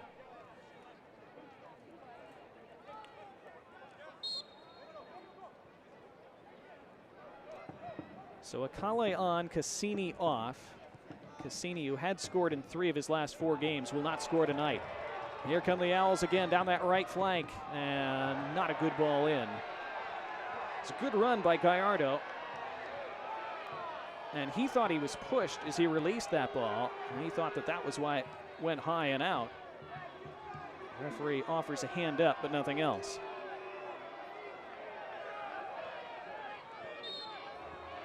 Midway through the second half, 3/4 of the way through the 90.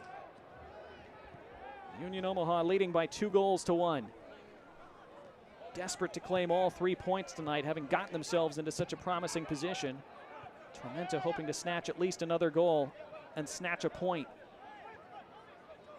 after a difficult week. Luis Heel ready to come on for Union Omaha at the next stoppage. He's going to be replacing Joe Gallardo, we're told.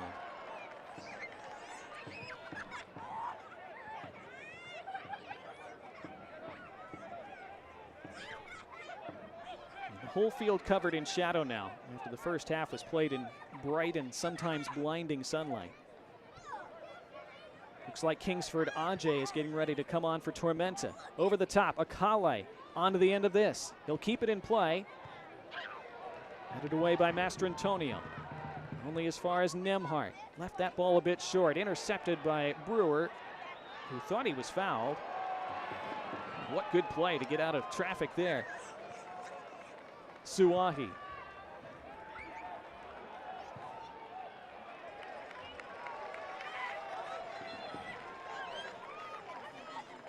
Now those substitutions will arrive. So it will be Heel for Gallardo for Omaha.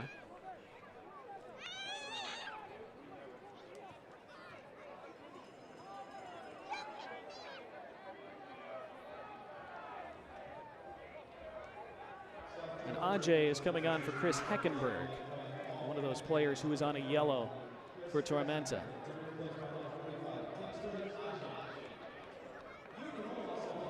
Remember, Ajay is the primary set piece taker for Tormenta. They've not had him on those free kicks and corners so far tonight. They will for the final 20 and change.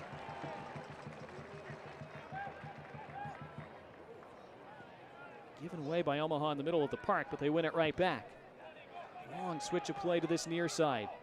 Taken down deftly by Shaft Brewer. Fancy footwork. Brewer dancing his way, looking for the overlapping run from Heel, but Heel went one way and the ball went the other. Neat work by Toby Otieno. Back come the Owls. Game very much in the balance over these final 20. Fascinating contest now. Dos Santos shielding the ball with his big frame. Had it run away though. Sterling. Dropping deep to have some touches. He hasn't had many tonight. Knutson.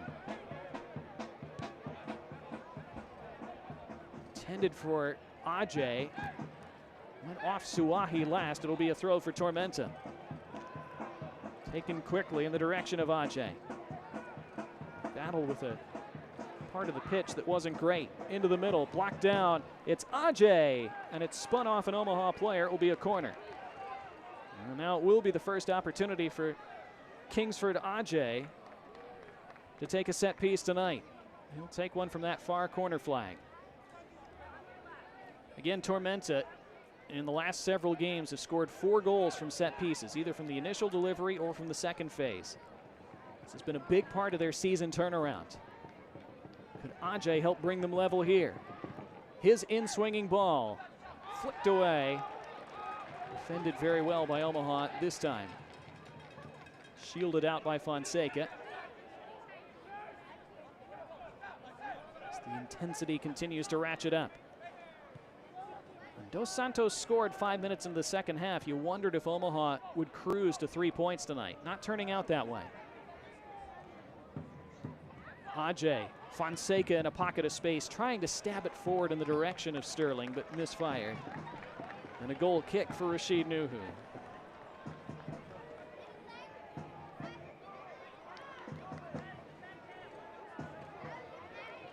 Pedro Fonseca, who played in the Real Salt Lake system, played for Real Monarchs in 2022. He scored against LA Galaxy in the Open Cup last year. Scored a couple times for Tormenta this season.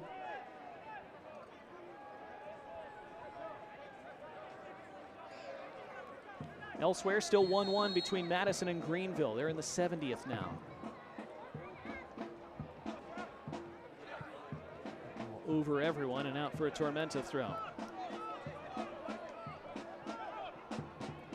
And if the Owls hang on and win, they'd be 4 points clear of Tormenta in those top 6 playoff positions. If Tormenta could rally and grab a point, the distance would stay just 1. That's where sometimes draws, especially away from home, can be really valuable when they're against a team that you may be competing for head-to-head at the end of the year for one of those precious playoff spots. So a final 17 minutes plus that could prove incredibly consequential when we come to the end of the regular season in October. Told you in the first half, Ian Cameron said before the game that this was one they could not afford to lose. Skiers played it off his own man. He's fortunate that it went only to Luca Mastrantonio. Milanese. Knutson hunting this down. Deftly back to Hara.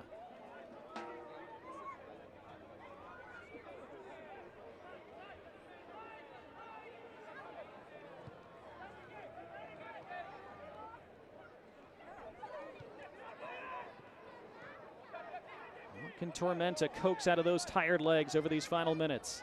It's Sterling doing well to retain possession and using his teammate on the left side. The acceleration, the cross blocked out, corner.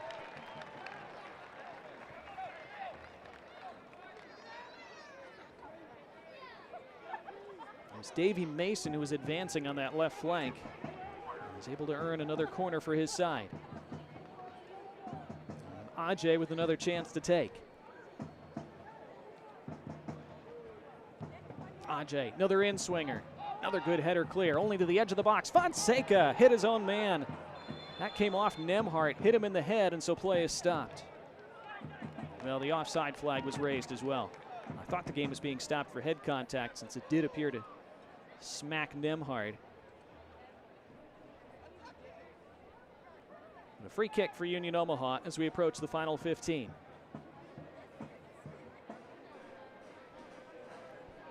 Isaiah Sterling, of course, playing for the Tottenham Academy, had some senior appearances with Tottenham's first team as well, including one in the Champions League. When he's been healthy the last 2 years, he's been an absolute terror in League One. He's not been healthy as much as he would have liked. Here's Dos Santos. Brito. And there's Hara. Trying to quickly start one the other way. Fonseca tracked down by Brewer. Chef Brewer so fast. Fonseca did well to spin and roll the challenge and keep possession. Mason now. Otieno. And Nemhart. This is another one of those late match sequences now for Union Omaha, where they're tasked with holding on to a 1-goal lead. And their results at doing that this year have been mixed, which is why they're not higher in the table. Here's Akale. It's Akale into the box. It's Quele Akale! It's 2-2! They just couldn't stop him. And Quele Akale quells this crowd in Omaha. It's a stunned Werner Park. It's a Tormenta side who looked dead and buried 20 minutes ago, and now they're level.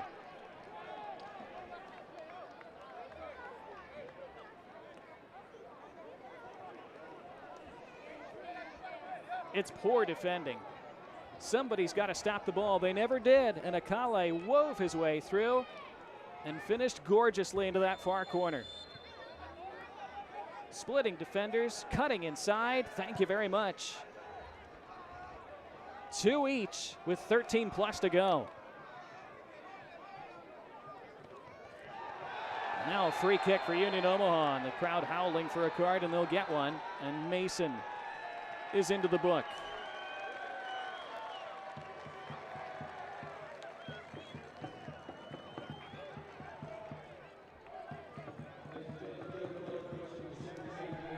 Hale Varsity Club yellow card. Again, Tormenta with 3 cautioned players on the pitch. Heckenberg and Murphy, who picked up yellows earlier, have both been subbed off. Well, another 2-goal lead has slipped away for Union Omaha. They still have time to grab another goal or 2 themselves. This free kick all the way from that far touchline. Looks like Milanese will take. Milanese in. Toward the edge of the box, Heel touched it down, rolls all the way through. It's Brito with his back to goal, couldn't pick anybody out. And Akale almost racing the other way, and that's a crucial challenge by Brewer to keep him from doing so. And Brewer is able to slip Heel down the left side. And Heel riding a challenge, another free kick, as he was clipped by Sterling.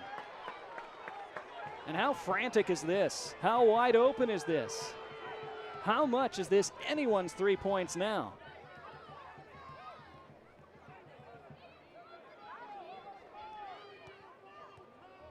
Good switch of direction by Heel. Clear foul by Sterling. Who takes this one then? Luis Heel hasn't scored yet this year. He's come so close so many times. Snake bitten. He's hit multiple posts and crossbars. He's had goalkeepers make miraculous saves. It would be unlikely to score from this angle, but not impossible on this narrow pitch. More likely he'll look to find somebody else. Luis Heel all the way to the back step. It's Skiers, it's Meza. It took a deflection, and Hara able to pounce. You see Omaha run that set piece play quite a bit, where they ping it way long. Skiers leaks out far beyond the back line and looks to head it back into the mix and create chaos from there. That ball won back. It's Meza around the corner. It's Meza into the middle, and it's scuffed wide. And Tormenta get away with one. Punished in the first half when they turned it over in their own box and gave away a penalty for the first goal. There's Luis Heel again, so close, but not quite.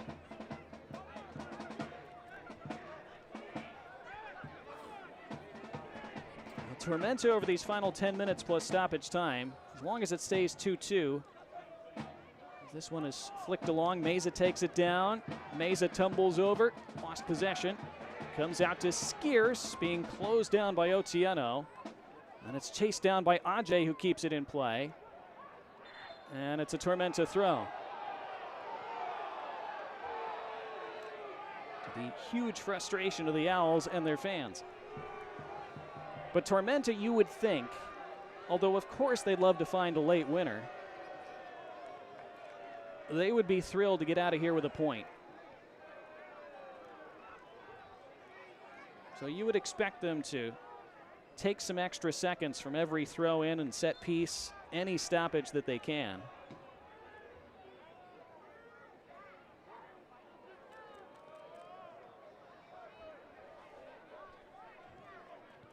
Nemhart. Sterling. Knutson. Knutson thuds it forward. Swahi away. Skier's down. This would be another extremely frustrating draw for Union Omaha in a year that has been increasingly full of them. That is certainly not the case just yet. They could still lose it as well, though. Here's Fonseca from distance, blazing over. And Sterling unhappy with him because he was making a run, and he wanted Fonseca to try to slip him in. Strikers always do, of course.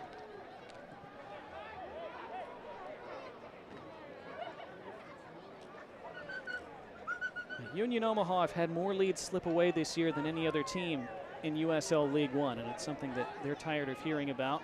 And the fans are tired of hearing about, but it is the reality. And it has happened again so far tonight. Still time for them to make that right. Mara gathers at the edge of his box.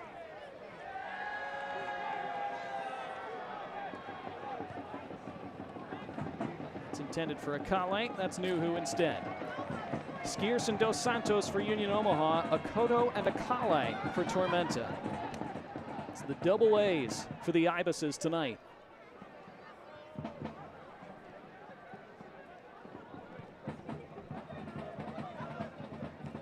Milanese, nice take. Shaft Brewer. Connor Doyle. Milanese. JP Skiers.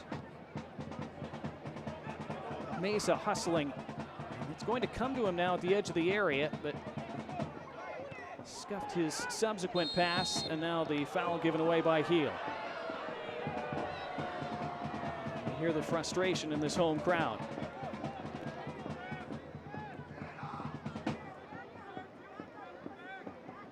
Talked about how Tormenta, in giving up that first half goal, had conceded the second most first half goals in the league this year. In other words, they've given up a lot of goals early in games and given themselves hills to climb. Well, they have climbed them fairly well a number of times. They've now scored 6 goals in the final 15 minutes of games this year. And that's also second best in the league.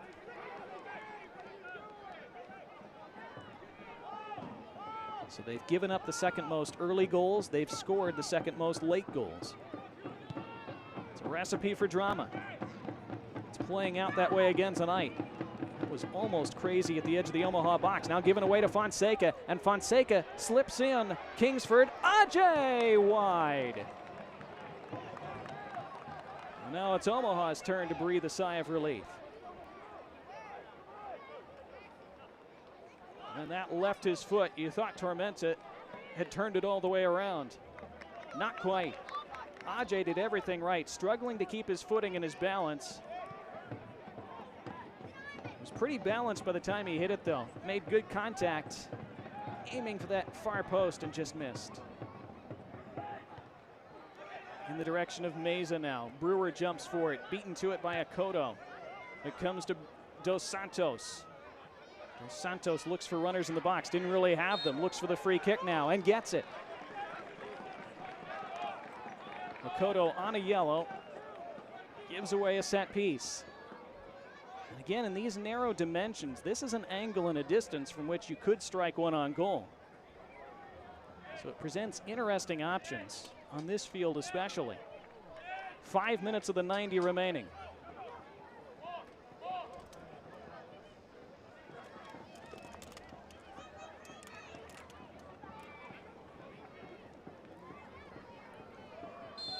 So you see them lining up by the back post.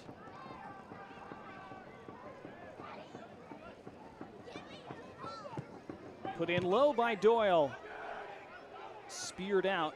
It'll be reset by Brewer. Aiming for Skier's far side. And Skier's unable to get up high enough for it, which is not something you say often, but looking a little fatigued in these final minutes.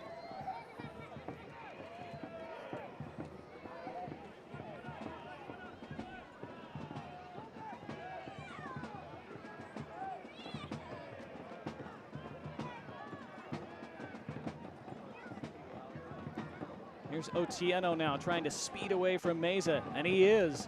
Otieno, also a former Owl, won the title with them in 2021, scored in the final that year, trying to help his side to an unlikely late win. It's Quele Akale now across the face. Couldn't connect with Sterling.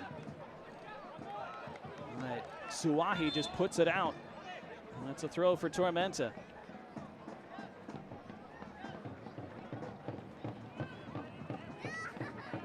Meza has stayed down, and his night might be done. Yeah, you see him making the signal for a sub.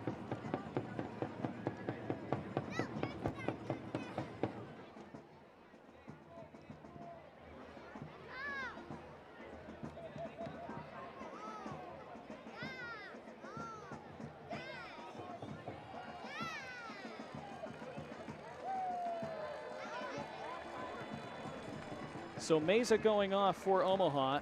Does not find the back of the net tonight. Stays on 9 goals for the year. A couple good chances in the first half. Let's see who comes on in his place.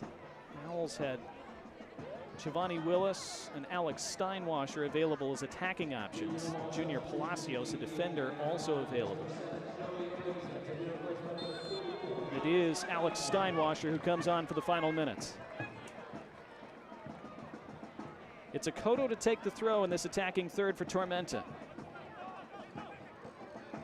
Intercepted by Heel and touched away. Dos Santos trying to shield it. Knutson got in the way. Dos Santos fouls him.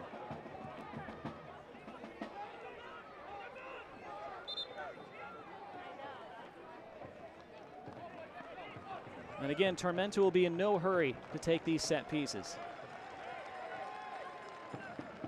Yeah, if they could score a third goal and win this game, it'd be a bonus. 2-2 draw is a great result for them as it stands. Fonseca takes toward the penalty spot, over everyone. Goal kick.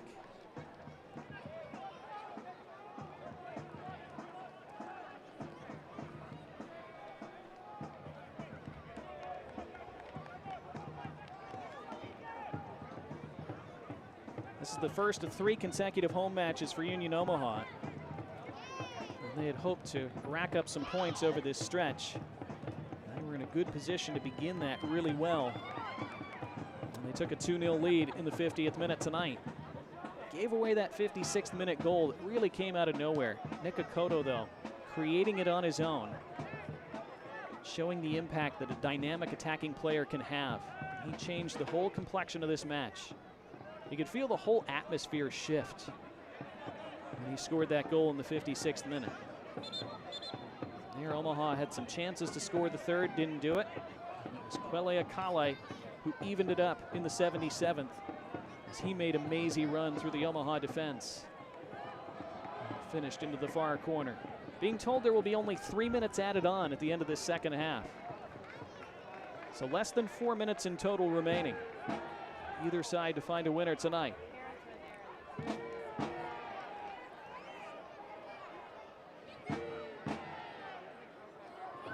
Brito trying to create a half yard of space. Looked like he was going to, but held up and defended by Davy Mason. And he starts a counter the other way. That was snuffed out. Will be tracked down and played back to Nuhu. Nuhu hammers it long. Knutson forward. Sterling flicked it on, but he had Fonseca coming from an offside position. Into stoppage time then. Pitch is presented by Muchachos. Forward down the left side. Nobody really there for Omaha. Dos Santos trying to give chase and now wins it by the corner. It comes to Brewer. And Skiers. Mastrantonio and then Brito. Brito playing a telling cross. Brito by the end line. Who is that off last? It's a corner. Came off Davy Mason last, says that assistant referee. A late Modelo corner kick for the home side. Maybe their last chance to rescue all 3 points tonight.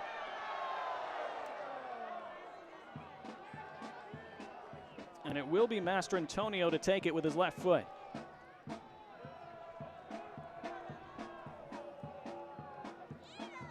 Mastrantonio toward the goal mouth. There was contact, no whistle. Heel pulls it back. Doyle spears it far side. Flick down, and into the net it goes! And it is a late winner for Union Omaha. They've thrown it away. They've won it back in stoppage time. Alexis Suwahi, the unlikely goal scorer, the unlikely hero, who may have handed Union Omaha a massive moment in their season.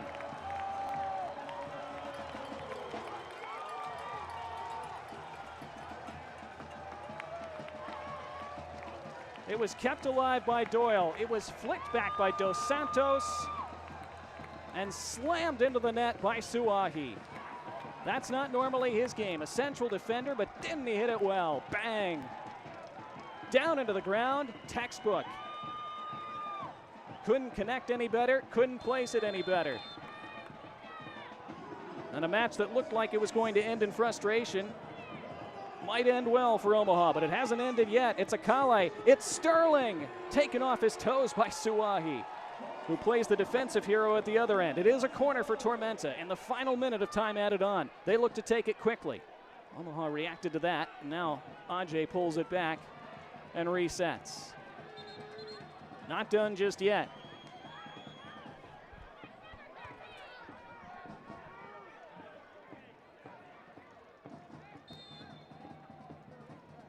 Now Ajay, out-swinging corner.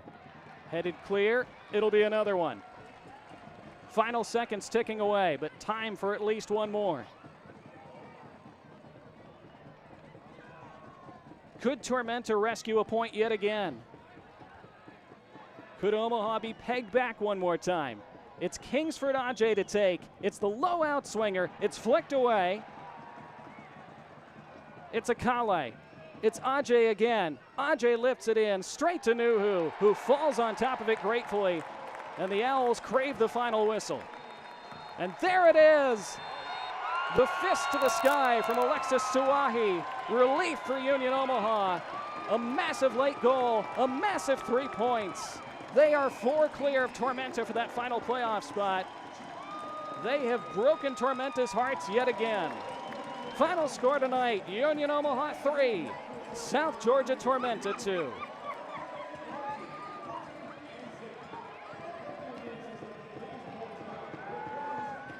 Our man of the match tonight presented by Platinum Chiropractic and Wellness. And that man of the match, guess who? It took until almost the final kick of the game to make himself the man of the match, but Alexis Suwahi with such a gorgeous finish. The finish of a center forward, not a center back. You need unlikely heroes sometimes to step up and score big goals in big moments, and that's exactly what Alexis Suwahi did. So our deserved man of the match for that late twist in an absorbing tale at Werner Park tonight. We will come back in just a moment with your full-time highlights, your full-time stats. In the heat, in the humidity, it ends with late goals, late drama, and late smoke. It ends Union Omaha 3, South Georgia Tormenta 2. Back to wrap it up after this. My name is Connor Doyle, and I'm a midfielder with Union Omaha. I was excited. It was obviously not a big reason why I came here, but Jay mentioned it as being a possibility of once joining the team, it was going to be a partnership with the club, and getting towards the end of my career, it was obviously a thing that I wanted to look towards finishing my degree, and so with a chance of getting a scholarship and kind of getting those things paid for, it was definitely pretty exciting and special. Like I said, I'm kind of nearing the end of my career in the next few years, and so it's kind of looking forward to that next step in life, and degrees go a big way in helping people make those next steps, so it's kind of the reason why I decided to finally get back into it. It's a big deal, because you know, there's guys like Yoskar who have the chance to kind of go pro at 18, but also you could go to a college and get a 4-year degree and maybe have a scholarship that way, but this gets things paid for, and he can be in a professional environment from a young age and learn. And so I think that's a big deal in terms of getting guys up through kind of the academy and stuff, and you can still promise them a degree and an education along with being in a professional environment. My name is Connor Doyle, and I am a Bellevue University student.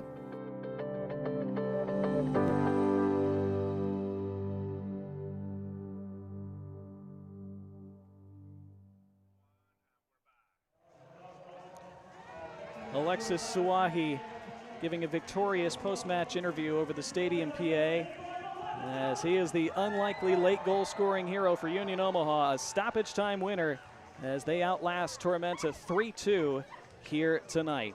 Donnie Barnes back with you one more time. Let's look at your full-time highlights tonight, and there are plenty of them to look at, as the Owls played so well for the first 50 minutes, looked like they were going to cruise to victory. Turned out to be decidedly less straightforward than that. They took the lead in the 31st minute. This penalty given away by Chris Heckenberg. Tormenta thought it was soft, but there was enough contact in the estimation of Christian Campo Hernandez to make the call, and J.P. Skierce planted the penalty into the back of the net. The first penalty Union Omaha had been awarded all year, and they made the most of it. They led 1-0 consequently at the break. Then early in the second half, they added to it. Kept in play at the end line by Gallardo, right onto the head of Steven Dos Santos, who finished expertly with the head. Dos Santos, a veteran goal scorer, knew exactly what to do with that chance. And again, the Owls were cruising at that point. They weren't cruising, though, anymore 6 minutes later. Nick Akoto, look at this dribble. A jink, a juke, right between two. It deflects off Connor Doyle. Into the net it went. Akoto creating a goal all by himself, changing the game single-handedly. And suddenly it was a game at 2-1. And then in the 77th, look at this run from Quelle Akale, splitting the defense and finishing into that bottom corner. Again, poorly defended by Omaha. That's certainly something they'll look at in midweek in training, but they would get away with it because late, this collision with the goalkeeper, Pablo Jara, thought he was fouled. Referee let it play on. Dos Santos flicked it back, and Alexis Suwahi on the half volley. You can't hit it any sweeter than that. And how sweet it is for Union Omaha. Thinking they've thrown another 2 points away, they rescued it right at the death, thanks to Alexis Suwahi. 3-2, the final.